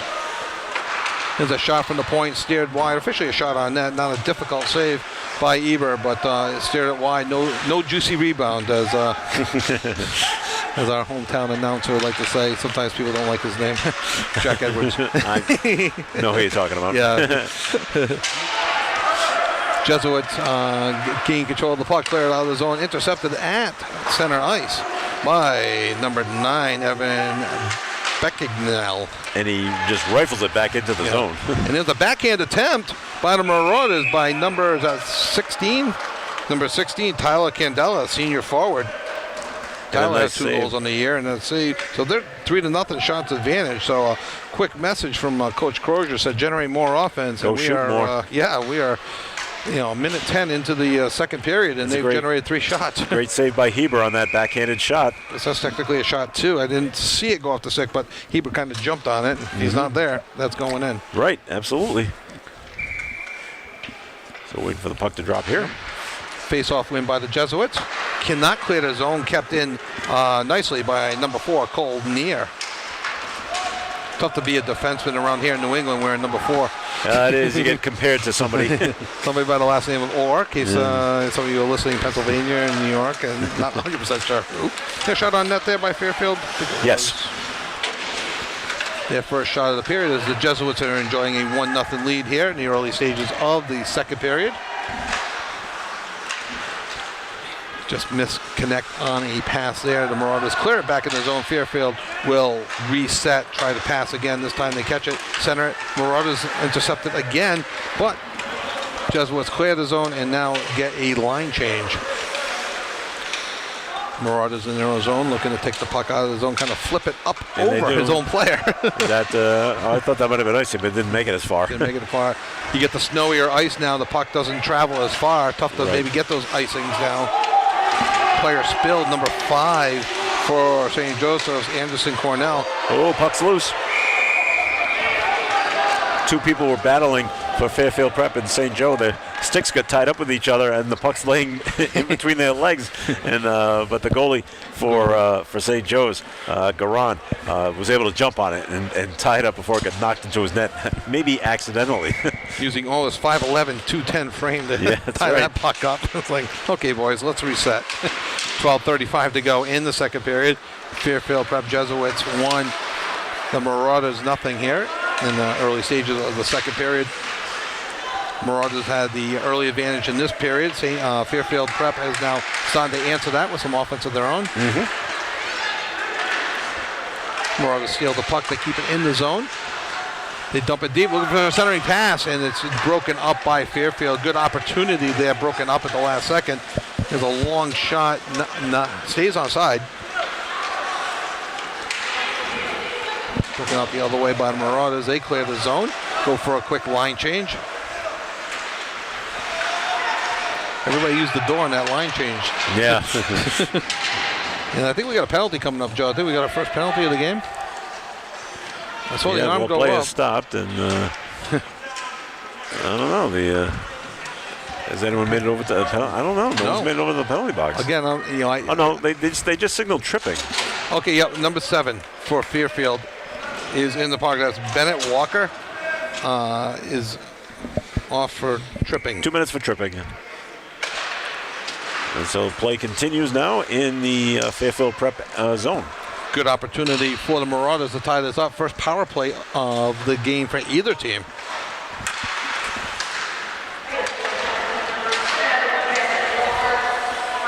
So there's a minute 45 to go on the power play. Early stages, Marauders trying to keep the puck in and set up their power play. That's going to be a boarding. That could be a 5-minute. We'll see. He's getting up rather quickly, so no injury. That was dangerous. He kind of turned his back. That was number 21 for St. Joe's. That's Eric Canoes. Yep. I think the case probably is silent. He's down on one knee right now, although his coach told him to go down on one knee. I think they're going to have the medical people, any kind of trainers that they have, come over and take a look at him. He got hit pretty hard from behind. Now, are they doing a... there is another penalty being called. There's 2 people for Fairfield Prep in the box now. Yeah. So there's going to be a 5-on-3 advantage for Marauders. I think the discussion right now is whether or not that'll be a 2-minute. No, Joe, they call it 5. 5 minute.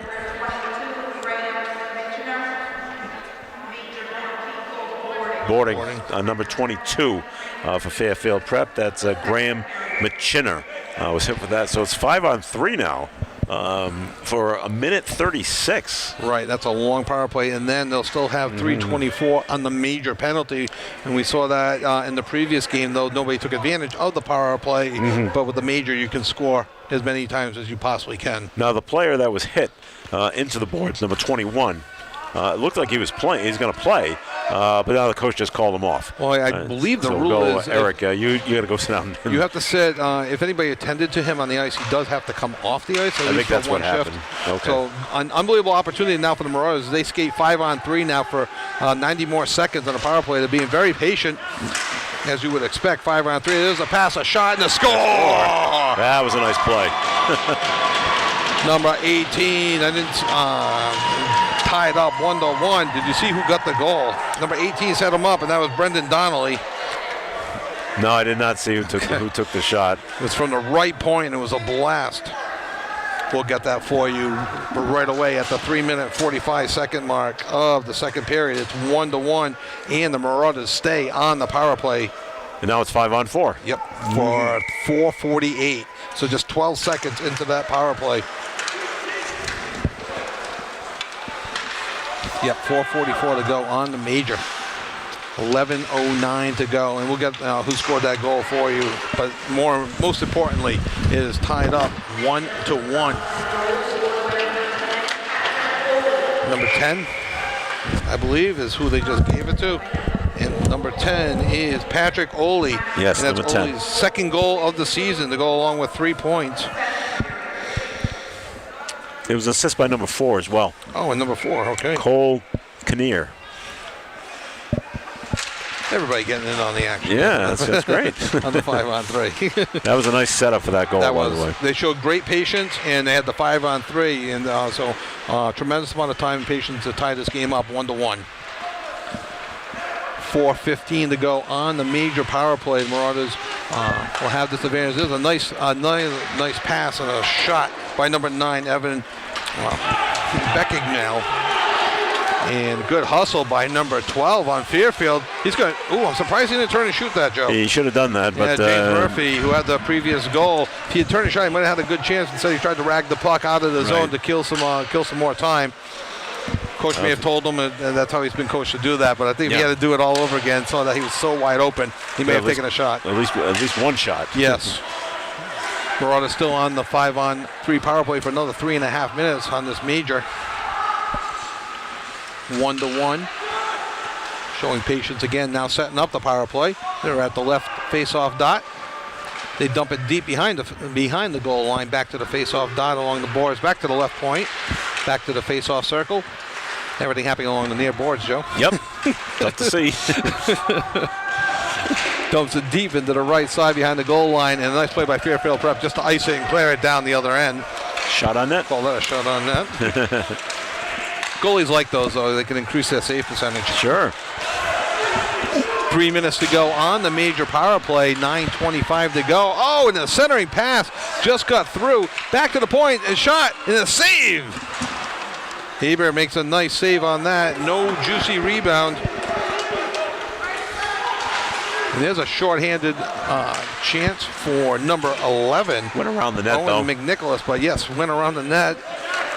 The Marauders take control of the puck and now stumble trying to clear the puck out of the zone. You wonder if the ice is starting to get a little bit snowy here as we are almost halfway through the second period. 8:53 to go in the second period. 2:23 to go on the 5-minute major power play. There is already a power play goal scored by the Marauders this period to tie this game up 1-1. Marauders go back on the puck. Ridden off the puck nicely, number 5, Jackson Hicks. And now stolen turnover and a shot and a nice save by Gorin. And that's a nice save, short-handed bid by Fairfield Prep. Score is 1-1 between Fairfield Prep and St. Joe's of Buffalo. Car accidents are the worst, but they do happen. And if it happens to you, then you need to get that vehicle to Cody's Auto Body of North Smithfield. Since 1969, Mike and the staff of Cody's Auto Body has been your collision repair specialist. And after the repair is done, Cody's will finish the job with expert auto painting to match the rest of your car. So if the worst happens, bring your car to Cody's Auto Body across the street from the North Smithfield Fire Station on St. Paul Street, North Smithfield. Fairfield Prep continues to hold the puck in the offensive zone, doing a tremendous job of just holding it and killing time. There's still 1:40 to go on the Marauders power play, but Fairfield Prep just wasted about 30 seconds. Sure did. Marauders dump it deep in the zone. Fairfield Prep has an opportunity to ice it, and they do. Shouldn't call it icing when it's when they're shorthanded. They're allowed to ice it. Clearing them. Clearing it. 1:20 to go on the power play for the Marauders. Still plenty of time to set up and to give themselves an opportunity to take the lead 2-1. Fairfield playing very comfortably down a man. They're getting used to it. Right. They don't want to get too used to it. No, I'm sure they don't. I'm sure the coach does not want them getting used to it at all. Marauders trying to set up along the near boards. They're at the goal line, and they bring it back. They're going to get it back to the defenseman. No, they hold on to it at the face-off circle. And just kind of hang with the puck. 45 seconds to go on the major power play, and Fairfield Prep another clearing just clears it. And the Marauders just look confused on that possession of the puck. They weren't sure what they were doing on that. And we got another penalty.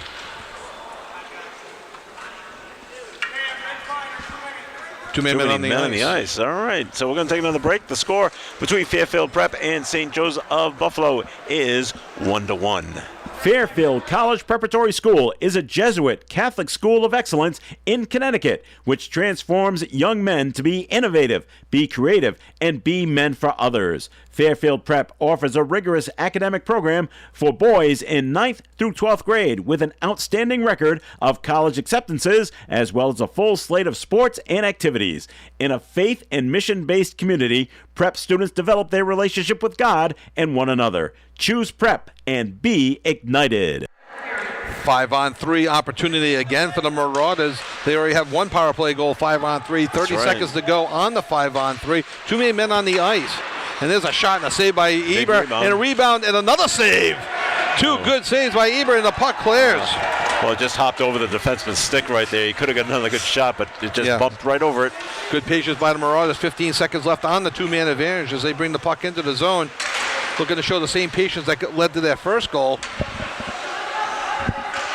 They'll still have another minute and a half on the power play should this two-man advantage run out. In 3, 2, 1, player on the ice. 5-on-4 advantage now for another minute 22.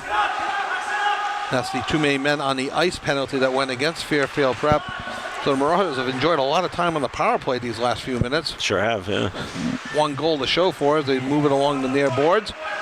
Center it out to the defensive spot, and a nice shot right in the front. Gets all the way through, but a nice save. Nice blocker save by Fairfield Prep. Keep possession of the puck. He's got a lane.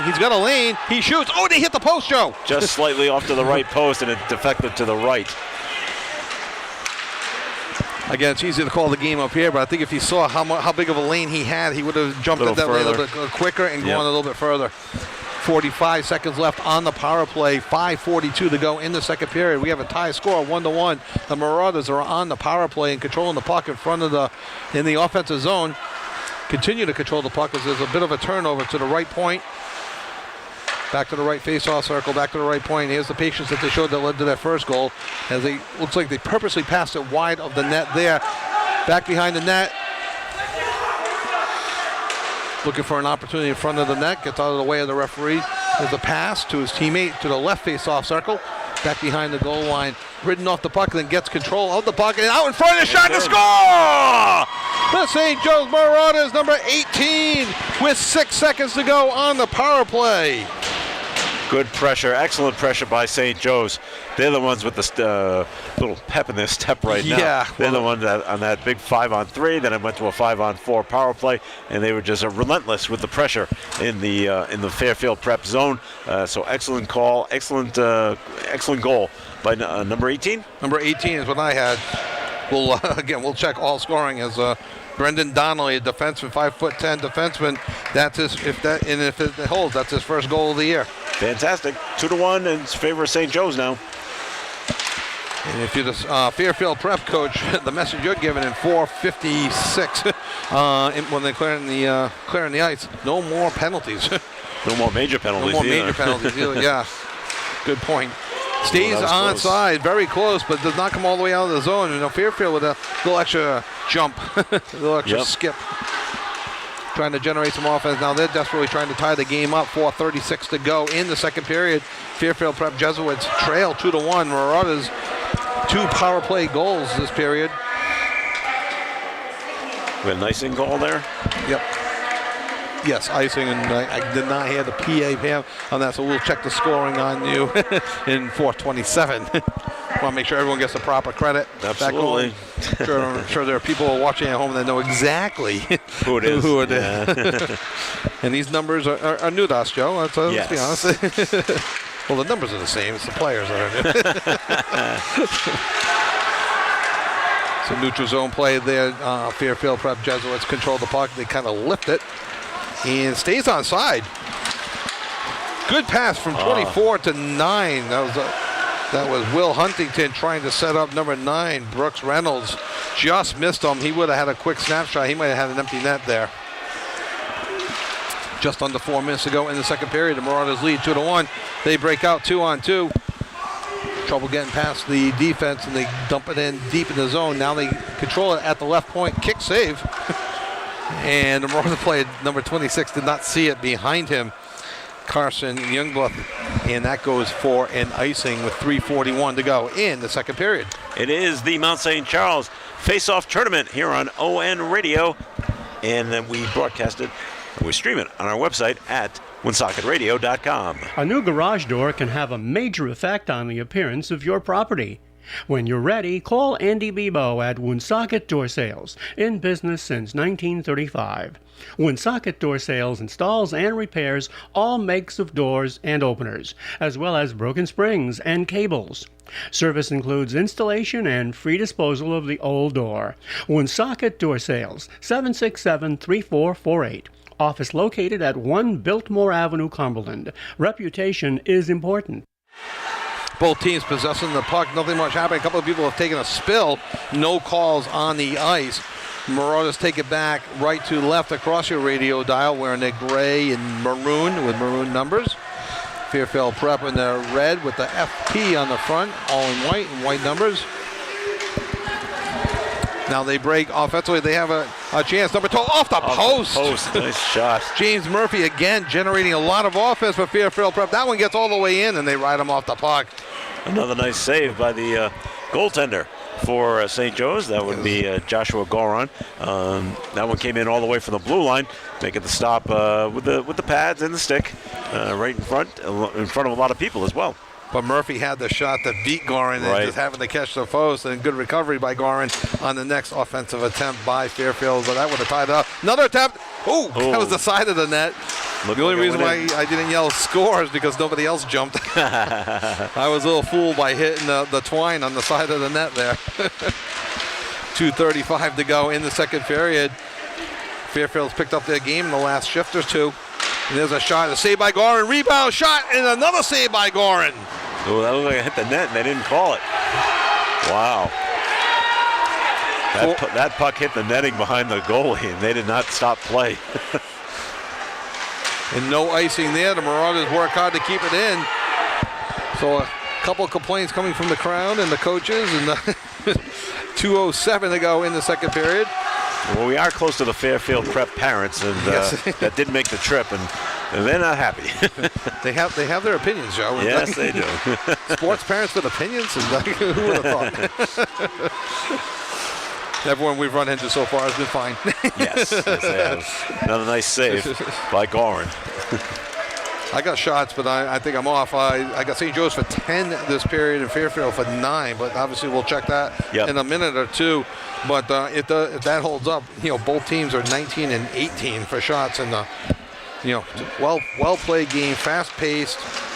There's a shot wide by number 6, Ishragi. the senior forward.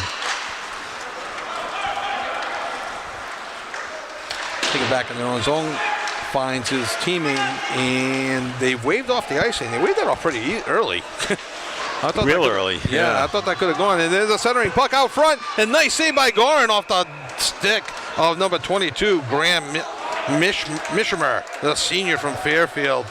And that puck just kind of came out of nowhere.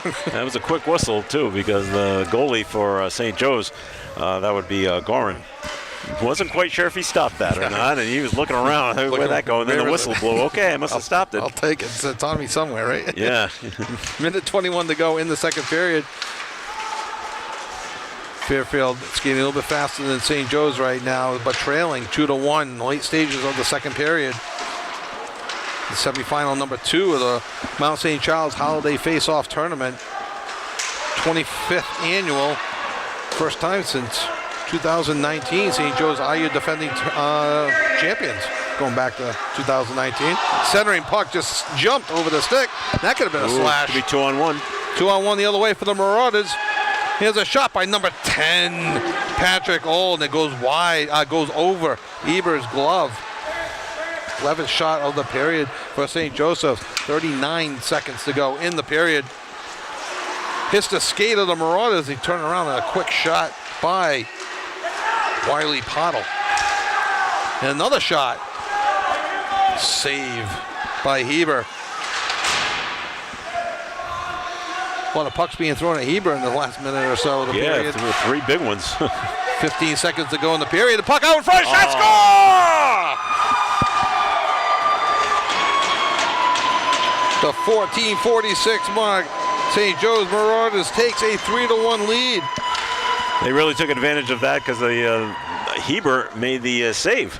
He did. For Fairfield Prep, but it happened to bounce right to the St. Joe's player who threw right into the open net, and that makes it 3-1 with just 14 seconds to go. We'll have to get who scored that goal. A quick turnaround score. But Joe, in the first game, we had a penalty shot with 15 seconds to go in the period to make it 3-1. This game, we have a goal with 14 seconds to go in the second period to make it 3-1. We'll see how the third period plays out. Are they calling penalties here, Kevin? Sure. Going with yes. The Fairfield Yes. Prep is going to the box. Slashing on Fairfield Prep Wow. at the 14:54. Number 17 for Fairfield Prep. Not happy with that call. That's Gregory Hilinski. That was called for the slash. So he'll be in the box for the next 14 seconds. 6 seconds, I'm sorry. And then to begin the third period as well. Yep. So slashing at 14:54. So that might be one of those little frustration penalties that Yes. couldn't clear the zone late in the second period, leading to the third goal, and then a slashing with 6 seconds to see if the Marauders can do anything with the puck. They do win the faceoff, but are not able to clear it in. Keep it in. Offside, and the buzzer sounds at the end of the second period. So I'll get the shots. We'll get the official scoring on that. But fast-paced second period. Just the coach of St. Joseph's was coming running across the ice. Okay. I guess they come off on both sides. Yeah, it's All from right. outside, so maybe they don't have access to I guess to the locker room. All right, so after the end of the second period, it is 3-1 in favor of St. Joe's over Fairfield Prep. More of high school hockey is coming up here on ON, AM, and FM, and we're streaming on our website at WoodSocketRadio.com. It is the Mount St. Charles Face-Off Tournament, live from the Brother Adelot Arena on the campus of Mount St. Charles Academy here in Woonsocket, Rhode Island. More coming up. Customers continue to rave about the wonderful experiences they have when they contact Countertops by Superior. One customer had this to say: "We had shopped around for nearly a year before we found Countertops by Superior. From the first visit, we knew this was the place. Great staff, fantastic showroom, quality installation. It's an absolute pleasure to cook in our new kitchen." Another customer had this to say about their bathroom remodel: "From start to finish, my experience with the owner was first rate. finished product is beyond my expectations, absolutely gorgeous. So if you're considering new countertops for your bathroom or kitchen, you need to stop in to Countertops by Superior, 840 Cumberland Hill Road, Woonsocket today and take a look at the incredible variety of stone in the slab room and have the experts at Countertops by Superior guide you through the installation process. They'll be happy to give you a free, no obligation, all-inclusive quote.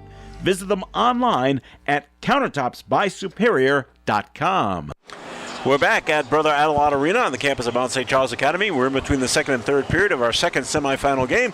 St. Joe's of Buffalo, New York is leading Fairfield Prep by a score of 3-1. Kevin was checking with Pam, our official scorer here at the arena. I'm on shots on net. What do you have, Kevin? For shots on net, in the second period, St. Joe's of Buffalo 14 for a two-period total of 23. Fairfield 9 again for a two-period total of 18.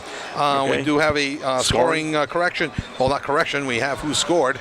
Number 19 for St. Joseph's is Sebastian Latore, a junior forward with his 5th goal of the season to go along with 3 assists, and he was assisted by number 21, Eric Nose, a junior forward, with his 7th assist on the season to go along with 4 goals, so 11 points for him. So I'm very, after 2 periods, Kevin, very impressed with St. Joe's Marauders. Only one because they don't have as many players as the other teams do, because 5 of their players couldn't make it down here. Right. And just that they're winning. Just impressed with their play and their style and how well coached they are. Yeah. Fairfield Prep, I still think they've got a bit more energy and a bit more pep, a bit more bite to their step, and are just a little bit quicker. But it all comes down to who's winning. Do you think the Marauders are playing maybe a more physical game, i.e. the North American style, where Fairfield Prep is playing more the European style, a little bit quicker to the puck, maybe a little bit less physical? Maybe there's the difference. Yes, Okay. and that seems the way it's working out, because Fairfield Prep's just a little bit quicker. But so St. Joe's is going to the body more, trying to slow them down as best they can, and then getting more scoring opportunities. Of course, St. Joe's took full advantage of their 5-on-3 that they had, and the other penalties, power plays that they've been on, they've been taking full advantage of those as well. Right. I mean, they got 2 power play goals. They've been up 5-on-3 twice. One was a 5-on-3 goal. The other one was a 5-on-4 goal. The other one was a full strength. They're on the power play again. So right away, Fairfield Prep chasing 2 goals, but basically for 2 full minutes, yes, they're going to have to kill off another penalty and not go down by 3. So it's a huge penalty kill, and then when they come out of it, now you only have 13 minutes left. Right. Barring a shorthanded bid, of course. All right, we did this in our first game, and we'll talk more about the first game in just a bit, but we want to take another message from our friends at Fairfield Prep. They have a video message, so the people watching on the stream will be able to see the video message. The people listening on the radio going to hear a nice little tune for 1 minute here.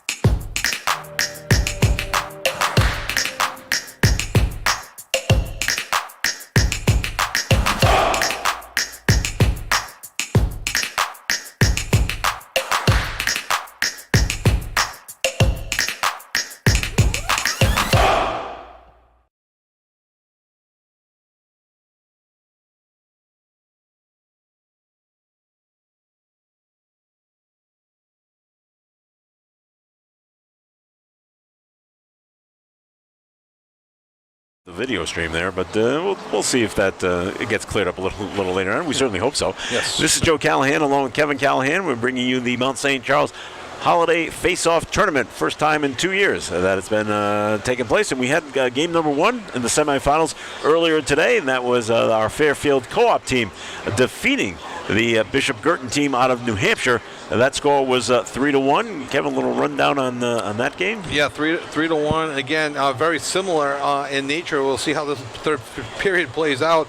Swanson with a penalty shot with 15 seconds to go in the second period increases the lead from 2-1 to 3-1, and basically Fairfield Prep did a tremendous job of sitting on the lead, controlling the pace of the game.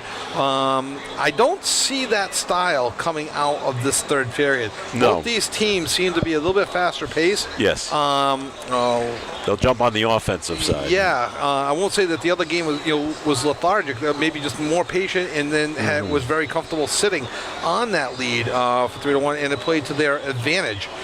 This game, I think, is just going to play out differently. So it should be interesting, the finals tomorrow, to see how Fairfield Co-op, whoever they play, they're clearly going to play a team with a different style, whereas I think Bishop Girton matched their style of play back in the first semifinal game.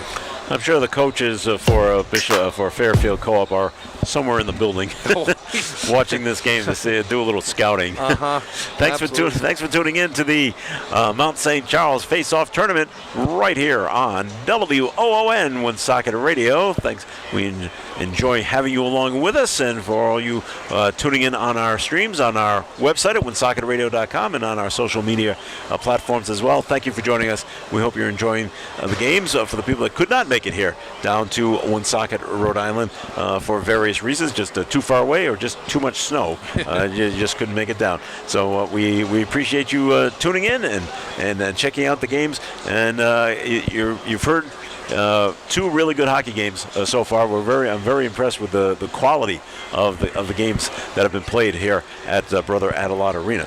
The Zamboni is just finishing up, and we'll be having the third period coming your way very, very soon. We're going to take another break inside the second and third periods right here. You're listening to the Mount St. Charles Face-Off Tournament here on ON Radio. Any make, any model, Tasker Buick GMC Chevrolet will service your vehicle, whether you bought it there or not. Going on right now at Tasker Buick GMC Chevrolet, oil change and tire rotation, including complimentary multi-point vehicle inspection, car wash and vacuum for $69.95, alignment special $89.95, and full vehicle reconditioning specials inside and out starting at $199. Tasker Buick GMC Chevrolet on Fortin Drive, Woonsocket. You will be satisfied. That's their tagline, Kevin. You will be satisfied. Tasker Buick GMC, we thank them for being a sponsor. We thank all our sponsors for joining us at the Brother Adelard Arena for today's two hockey games and tomorrow's championship game. And you may be wondering when we say, the championship game is tomorrow at 4 o'clock. Why is the game at 4 o'clock? That's an odd time. Yeah. Well, kids got to get home. Yeah, exactly. It's a long drive for a lot of them, and yes. If we wait to 8 o'clock or so, then it's 10 or 11 before they start driving home. And, right. Yeah, they don't want to get home at 4 in the morning. No, I know there's no school this week, but still. I mean, there's someone that's going to drive the bus. Yeah, so, exactly. These are the things you got to think about. So there'll be some consolation games tomorrow. Yes. But the championship game will be taking place at 4, and we'll have it for you here on ON Radio and streaming on our website as well, woonsocketradio.com. Both teams have come back out. They're stretching right now for the beginning of the third period. Fairfield Prep in their red and red jerseys with the white striping and the white FP on the front with the white numbers on the back. Kind of look like Chicago Blackhawks. I was just going to say, because they got the jerseys. symbol. They got the symbol on the side on the that kind of shoulder. looks like the Chicago Blackhawks. At first, I was thinking Red Wings, but I think it's more the Blackhawks. It's more red. Blackhawks, and St. Joe's in their gray with maroon shoulders and maroon socks with the maroon numbers on their backs as well. They don't look like anybody. Looking like no NHL team at all. They are completely unique on their own. It is 3-1 Barons or something. I don't know. Well, maybe. I don't know. I have to go to. You know what it might be? Hershey Bears. Of the AHL? Of the AHL. I would. It's been a while since I've seen the Hershey Bears. Yes. we have friends maybe we have friends listening in Pennsylvania right now. I don't know, somehow let us know. Yeah. Throw it up on the Twitter and, the Mount St. Charles Holiday Face-Off Classic there Twitter you go. account. And say, they definitely look like the Hershey Bears. So there you go. Not even sure who they're affiliated with anymore, the Hershey Bears. I don't know. So let's see. We got a power play coming out here for the start of the third period for St. Joe's for the next minute and 54 as they're up 3-1. Yeah, a huge 2-minute kill for Fairfield for the Jesuits, and then they need to go on the attack to cut into this 2-goal lead, put themselves in a position to tie it late. Meanwhile, the Marauders want to keep their foot on the gas pedal and see if they can increase their lead from 3-1 to 4-1 as there's a minute 35 to go on the power play in the opening stages of the third period. Fresh sheet of ice, which is going to feel good for all the skaters out there. Sure is. Lot smoother. Marauders put themselves offside on that play. Number 10, I believe it was, that put himself, just couldn't drag the skate along. Was that Patrick Ole? Can't say that. No, number 19, I'm sorry. Sebastian Latour tried to drag his skate. Yep. And wasn't as snowy as the last time he tried to drag the skate, and he crossed into the zone just a tad too early. Jesuits clear it, no icing because they are shorthanded for another minute 20. The opening stages of the third period. Winner plays at 4 o'clock tomorrow against the Fairfield Co-op team from Fairfield, Connecticut. The Marauders looking to increase the lead. There's a pass across from the right point to the left point. Stays in the zone. Marauders control. There's a quick shot on that, and a save by Heber. First shot of the net for the Marauders this period, bringing them to a 3-period total so far of 24 and counting. Fairfield Jesuits have 18 shots on net entering the third period. Marauders controlling, patient on the power play. They've had success with 2 power play goals earlier this game. And there's a shot tricked into the net, and that puck never came back on the ice. That puck is stuck in the net. 38 seconds to go on the power play. 13 minutes, 44 seconds to go in the third period. Marauders playing a little bit patient, not taking too many chances and trying to control the zone time here in the early part of the third period. Jesuits content to ice the puck, clear the zone, and kill off this power play. Sure.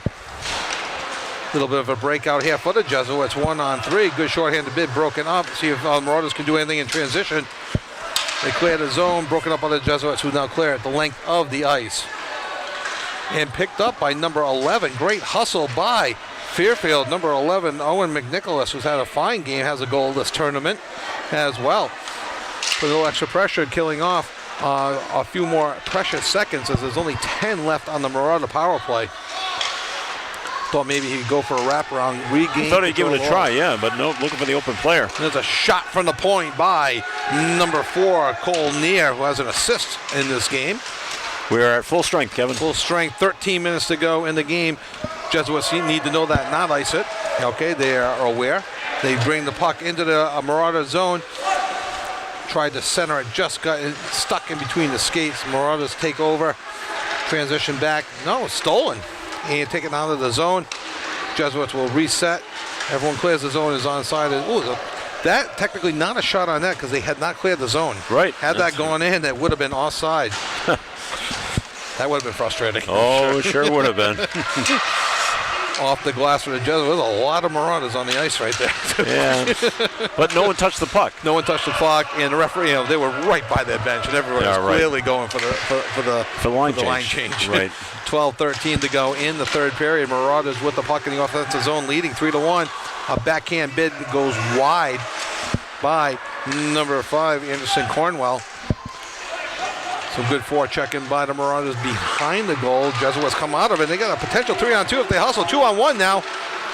And there's a shot and a save by Gowron. Sorry. Nice quick save there. Get him reintroduced to the third period in a hurry. And that's a big save. That Fairfield had the momentum on that. Sure did. Would have gained momentum going in. Now down 3-2. And he held the post, Joe. And is that in? Fairfield saying yes. The referees are not. They tried to jam it in, and I see the reaction of number 21 from Fairfield, Blake Haxay, and he just put his head up like he couldn't believe it. I'm thinking the puck may have been halfway over. That's probably it. It's just so close, and a nice split done by Gowan to stop that puck from going in. He held that post so well, and just did not allow it. He trapped the puck, is my guess, up against the post, and the puck has to be 100% in the zone. That was a rifle that may have tipped off his glove, but it was going high. We can see Fairfield starting to step up their game after killing off that penalty, putting some pressure on, and I don't think that the Marauders are going to be able to sit back like the Fairfield co-op team did. Yeah. No, because Fairfield Prep is coming at him with both barrels on this one. Yes, they are. Puck goes over the referee's head, out in front, cleared, he spills. Because of that, not able to clear the zone. Fairfield keeps it in deep behind the goalie. Marauders have it, looking to clear the zone. Take some patience. A couple line changes, a couple players switch for Fairfield. Excellent pressure by Fairfield Prep for that last couple of minutes. Yeah, they put a lot of pressure on, forcing the Marauders maybe into some mistakes or maybe into some plays they didn't want to make. And out comes number 24 for Fairfield. He's met with a huge hit. That was Will Huntington, who comes back and delivers a hit of his own. And they're holding the stick. Can he throw that? Can you throw the opponent's stick? He just threw his stick. He threw the opponent's stick into the bench. I guess you can do that, Joe, because he did it in front of two refs. Well, I saw the coach for St. Joe's throw his hands up in the air, like, what was that? But the refs keep their arms down, and it's like, well, all right. All right. I have never seen that. And there's a trip, not called. Wow. And another lost stick. So things are a little sloppy here. Holding the stick penalty not called, a potential trip not called. I don't know what you would call that, throwing the opponent's stick in the Now they just called a penalty there. See, I thought that was a clean hit. Right, now he's calling elbowing on St. Joe's. Ooh. And that's on number, I can see. 19? Well, he's going to move. Or is it 6? It's 6. Oh, 6. It's coming off for St. Joe's. Wiley Pottle, sophomore forward, 6 feet, 155. No, you're right. No, I thought that was a clean hit in the middle of the ice. Yeah. But we're not on the ice, Kevin. No. So the ref saw it differently and calls elbowing. So it's a 2-minute penalty at the 9:50 mark. Yeah. 9:50 left in the third period.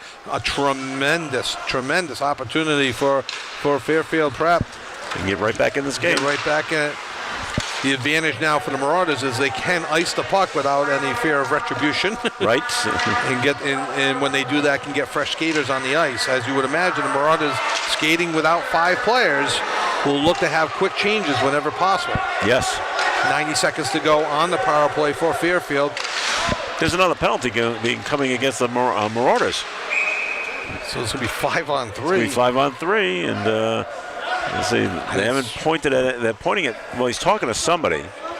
As the ref is coming over, he hasn't made the signal of what the call is just yet. And it's number 26 for a slash for St. Joe's. And that is Carson Youngbluth. Gets called, so now it's 5-on-3 for 1:25 for Fairfield Prep. Yeah, at the 5:40. So first penalty at the 5:10 mark, second penalty at 5:46 mark. Fairfield Prep has a 5-on-3 2-man advantage for 1:25. See if they can take advantage of it. Or misfire. Yep. But they keep it in the zone. Fairfield Prep still in control of the puck. There's a shot. There's an open net. Great lateral movement by Gowron, going from his left to the right to make that save. Fairfield Prep still controls the puck. And I think they're calling another penalty. That is a quick. I think they called the penalty, Joe. Oh, the net was off. I'm not sure. Number 17 for Fairfield Prep. That's Greg Hilsinski was pretty upset about something. I think he thought he had the goal, but Garmin went into the butterfly. I didn't see the puck go in. But the face-off is outside the zone. Is outside the zone. And I checked the net to see if it came off the moorings. We've had some issues with that net earlier, but not this game. That was in the previous game. So I'm not even sure what the whistle was for there, Joe. I don't know. Because if they blew the puck dead, it would be a face-off to his left. Was it a hand pass somewhere? Maybe it was a hand pass. So 5-on-3 for another 57 seconds for the Jesuits of Fairfield. Setting up at their blue line, going right, left point to right, bringing in the face-off circle, and that's into the net. That was tipped by number 4 of St. Joe's, Cole Neer. More high school hockey from Mount St. Charles coming up. Stay tuned. Stay on top of your vehicle's maintenance. Good advice from State Line Service and Tire and their full service, including suspension systems, transmission maintenance, heating and air conditioning, emission control testing, and addressing computer problems. Don, Kevin, and Sean believe in staying on top. Check their website for money-saving coupons, StatelineAutoservice.com. They can also provide your service history and automatic service reminders. State Line Service and Tire, 1209 Social Street, Woonsocket. Net was off its moorings again. Joe, I'm going to have to go with that was the call last time as well. I guess, and not a hand pass. Not a hand pass. So, because they didn't move that net that much there. Yeah. So 30 seconds left on the 2-man advantage for Fairfield Prep. Trying to generate some offense here. They trail 3-1. There's a slap shot from the left point. Deflected wide. That was by Colin Woodward. Woodward with the puck again, gives it to his defensive partner, and with a nice spin move by Helinski. Helinski can't get it, tries to shoot it, can't get it. Nice save by Helinski to keep the puck in the zone. And then they take it out of the zone. Brings it out. That allows the Marauders to change up one of their players, get some fresh legs on the ice, and 21 actually skates in. They call a penalty on the Marauders? No, I think they just because he slid into the net and knocked the net off its moorings again. So we have to stop play and reset that immediately. Oh, that's going to be frustrating to Fairfield as they've now killed off, the Marauders have now killed off one of the penalties. There's still 34 seconds remaining on the second penalty, 7:48 to go in the third period, and more importantly, again, face off outside the zone. Again, you're right, yeah.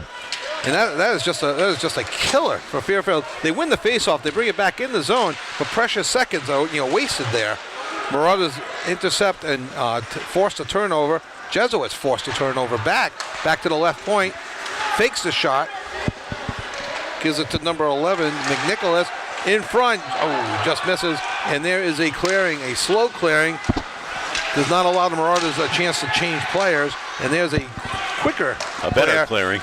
And Coach Crozier does not change his penalty killers, as now everyone Marauders are at full strength, killing off a 5-on-3, Joe. Wow, it's amazing. So a late goal and then killing a 5-on-3 power play. Those are momentum changes in a game like this, as we are now under 7 minutes to go in the third period. The Marauders lead 3-1.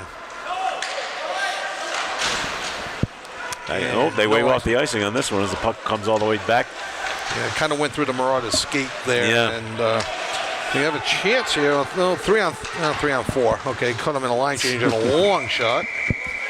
All right, it is the Mount St. Charles Face-Off Tournament on ON Radio and streaming on our website at WoonsocketRadio.com. Fairfield College Preparatory School is a Jesuit Catholic school of excellence in Connecticut, which transforms young men to be innovative, be creative, and be men for others. Fairfield Prep offers a rigorous academic program for boys in 9th through 12th grade with an outstanding record of college acceptances as well as a full slate of sports and activities.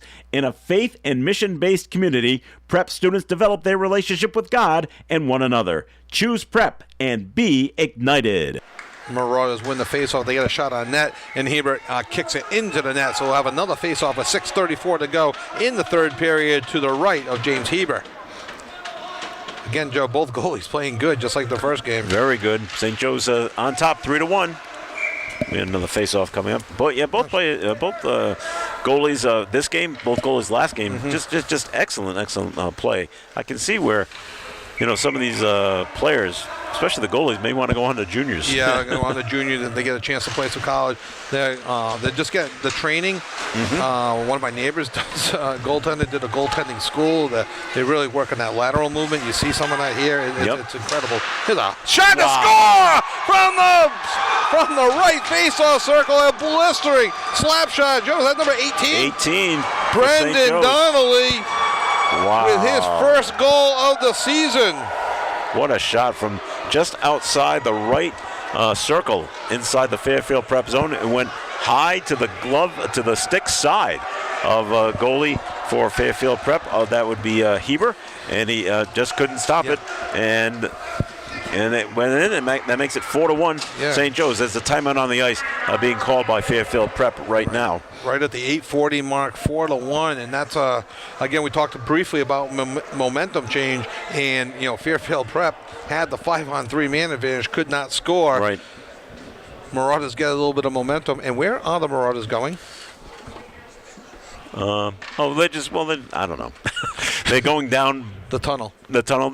I saw the other team do that as well in a timeout. I mean, the goalies don't need to be part of this for some reason, but they just go down in case, I don't know, someone's watching from this side and wanted to pick up reading lips or something like that to see what they're saying. So they're just trying to get out of view of everybody. I don't think they're going to forfeit from here. I look up, there's nobody on the ice. There's no one on the bench. So. Boy, baseball's ruined it for everybody. The way everyone talks into the glove and the yeah. team's going down the 1963 Mount St. Charles Tunnel. And the football coaches hold the players up to their mouths to cover up what they're saying. You don't see it too much in basketball yet. No. They don't know where to hide. Okay, that's right. So the players have come back out onto the ice.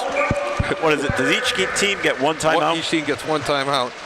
When are they going to put the chairs on the ice like they do in basketball and they call timeout? That's right. Okay. Look for the Jesuits who a little quick wraparound there. But they no try one to in set front. it, but no one home. And a breakout by St. Joe's, number 28, Sam Morial, junior forward. And again, now it becomes an issue of the clock. Yes. There's under 6 minutes to go. The Marauders leading 4-1 over Fairfield Prep. And there's a quick shot and a save by Gowron. That must be the Look, he does that full split again, where we think he trapped the puck up against the post on one of them. I'm sure the coach for Fairfield Prep told him, okay, it's all out. All out offensive. If you get a chance, you're taking the shot, and that's just it. Unlike the previous game, we'll keep an eye on, I'm thinking around the 4-minute mark, if they have the opportunity, trailing by 3, that they'll pull the goalie. Another save. Yes. By Fairfield Prep. Fairfield with a lot of guys on the ice, but no one really touching the puck. Marauders putting a forecheck on, and again, doing a nice job of forcing Fairfield Prep back, killing time. Not that the Marauders have to generate offense, they just have to, which they're about to do. Yeah. But they're more interested in killing the clock as we are under 5 minutes to go. Oh, there's a centering pass and a shot by number 26. And that went in, it got trickled in. Original shot by Carson Youngblood, and then I think it was tipped in, Joe, by Patrick Ohl. I don't know. I was watching the after effects. Number 24 for Fairfield Prep. That would be Will Huntington. Punched a player for St. Joe and knocked him down to the ice. Let's see. So you got a goal and penalties coming on? Oh, yeah. It was number 6 of St. Joe's that is one that got hit. That's Wiley Pottle. So we probably got some major penalties coming up on this one. And the coach is calling the referees over for a discussion. You're right, as they tend to number 26. It's a 5-minute. Carson Youngblood. They're calling 5 minutes for roughing. So it's going to be a 5-minute roughing. Wow, you don't see that call too often, a 5-minute roughing like that. But that'll be a major penalty. 24. On what? On for Fairfield? For Fairfield. Okay, that's Will Huntington. Yep. He's the one that threw that. It was basically a punch, is what he threw, and it nailed the player for St. Joe's, number 6, right in the bottom part of the face mask on his helmet, and it knocked him right to the ice. Oh boy! So there's and he was okay. He got up. He got up on his own. Skating off with. And he skated off with his players. Yep. So he's okay, but now it's 5-on-4 for the rest of the game, basically. Yeah, it's a 5-minute major, and it's 5-1 now. Talkapole in the goalie now. He's gone now. Now it's just survive. Yeah, basically, 5 on. So start. In essence, previewing a little bit of the game tomorrow. 5-minute major, and there's another shot and a save. Yep. And the 5-1 score doesn't. I think Heber's played extremely well. And that he's made over, close to 30 saves, doing really well. Yes. But it's just a little overwhelmed at some points. Wiley Pottle got the goal, Joe. Okay. early toddle. And that was at the 10:07 mark. And the Marauders, not only do they score and take a 5-1 lead, but they're on a 5-minute major the rest of the game. Yes. Which is 4:10 to go in the game. Goalie's still staying in net. Yeah, I think he will. They're shorthanded and they trail by 4. Yeah. I mean, that's just a guess. We'll see. 4-1. I think this would be a time where they would have pulled them, but 5-1 and shorter man, probably not. So you just got to be wary of any chippiness from Fairfield. Yes, they still got another consolation game tomorrow. Right. They want to have all their players, but important for the Marauders not to fight back on anything, pick up any unnecessary penalties for them. They're already short 5 players. That's right. And they don't want to lose any more players for the championship game tomorrow. That's right. You got to save yourself for that game, basically. This is your team. You want to go in with a full roster. There is a chance by Fairfield, but the net comes off the moorings again. He tried to control it with his hand, get the puck down quickly and shoot. In the meantime, everyone came crashing into the net. High school hockey right here on ON, AM, and FM. Thanks for joining us. Lincoln and North Smithfield Urgent Care Centers are Northern Rhode Island's modern comprehensive urgent cares devoted to the best family health care available. They have board-certified doctors on their staff who will make you feel safe, comfortable, and reassured, especially when you're in doubt and concerned about the severity of your discomfort. Both centers feature on-site labs and x-ray facilities, as well as drug screens, complete physicals, flu shots, occupational medicine, including workers' comp and free blood screening. North Smithfield Urgent Care, 594 Great Road, North Smithfield, 768-3400. Open Monday through Friday 9 to 8 and Saturday 9 to 5. Lincoln Urgent Care, located across from Lincoln Mall, 333-9595. Open weekdays 9 to 9, Saturday and Sunday 9 to 5. You do have a choice. St. Joe's doing a good job kind of just racking the puck as we're down to 2:45 to go in the game on a power play, a major power play for the rest of the game. Just looking to kill out the clock now as Heber ties up the puck.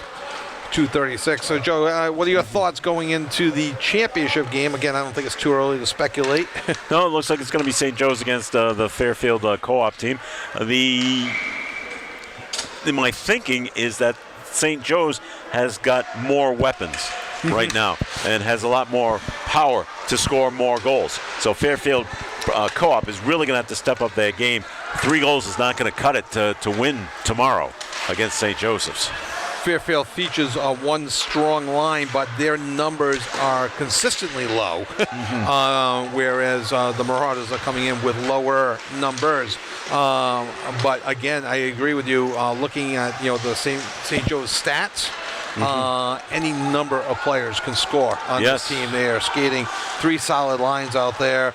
They're on what appears to be a 7-game win streak after this game. Wow. With under 2 minutes to go in the game. After dropping the first 2 of the year.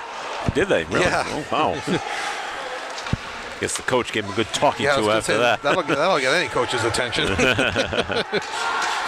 And the Marauders taking advantage of the Fairfield line change, just not trying to run up the score, but just trying to kill the clock. Kill the clock down. Yep. Say, okay, we'll wait for you guys to come to us. Again, about 94 seconds to go in the game on a power play for the rest of the game. Should something miraculous happen, St. Joe's would carry the power play over for an additional 7 seconds into an overtime. But that would be 4 shorthanded goals in just over a minute. So I mean, it's not impossible, no, but it's probable? No. Not a betting man because I lose. But this appears to be a safe bet. Marauders just, We're down to 1 minute. Yep. 1 minute left in the game. And again, a closer game than the 5-1 score indicates. It really was. It seems more like a 3-1 game. It does. Kind of thing, but because both goalies played tremendous. Yep. And it's just, St. Joe's just had that many more weapons.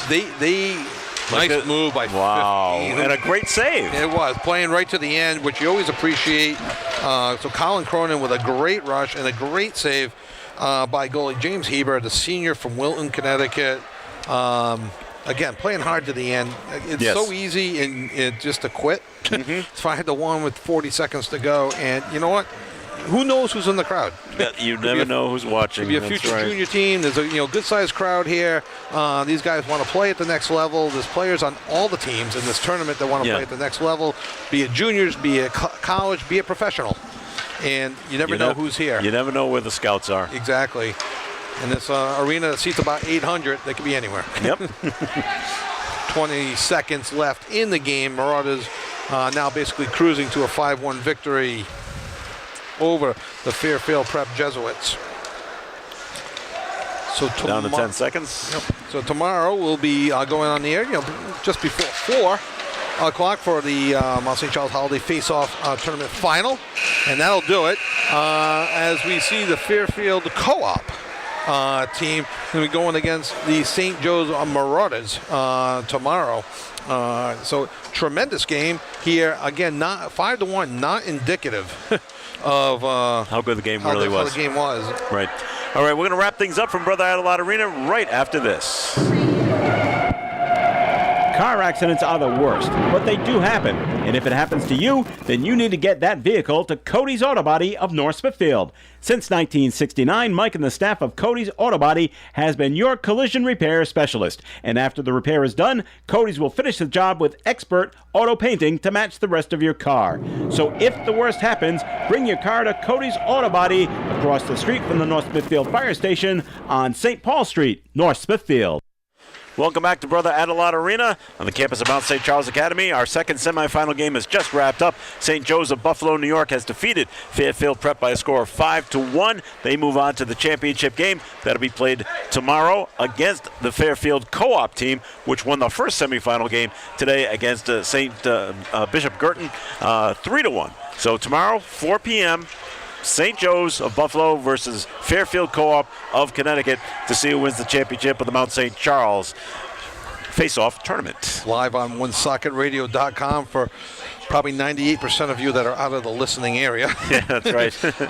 But Joe, turning point in this game, the late goal with 15 seconds to go in the second period, and then the killing off of the 5-on-3 was big. Power play. The Marauders wrestled all momentum away from Fairfield Prep at that time, and then the blistering slap shot by Brendan Donnelly from the right point. Ironically, that's where I got one of my 2 goals, was also the right point. Not on a blistering slap shot. It was not a blistering shot. It was a shot that got through. I don't know how. All right, so that'll do it from Brother Adelard Arena. Please join us tomorrow, 4 o'clock. It'll be a championship game. Kevin Callahan will have the call. Paul Healy will be doing the color tomorrow. Join us for the championship game between St. Joe's and Fairfield Co-op. My thanks to Kevin Callahan for doing the play-by-play. Thanks to Dave Richards for doing the technical stuff here. Tough to do in this cold temperatures here. And our thanks to the fabulous Denise back at the station, making sure everything went out on the air the way it was supposed to. So thanks for joining us. It's the Mount St. Charles Face-Off Tournament right here on ON Radio. We will talk to you again tomorrow, 4 p.m. for the championship game.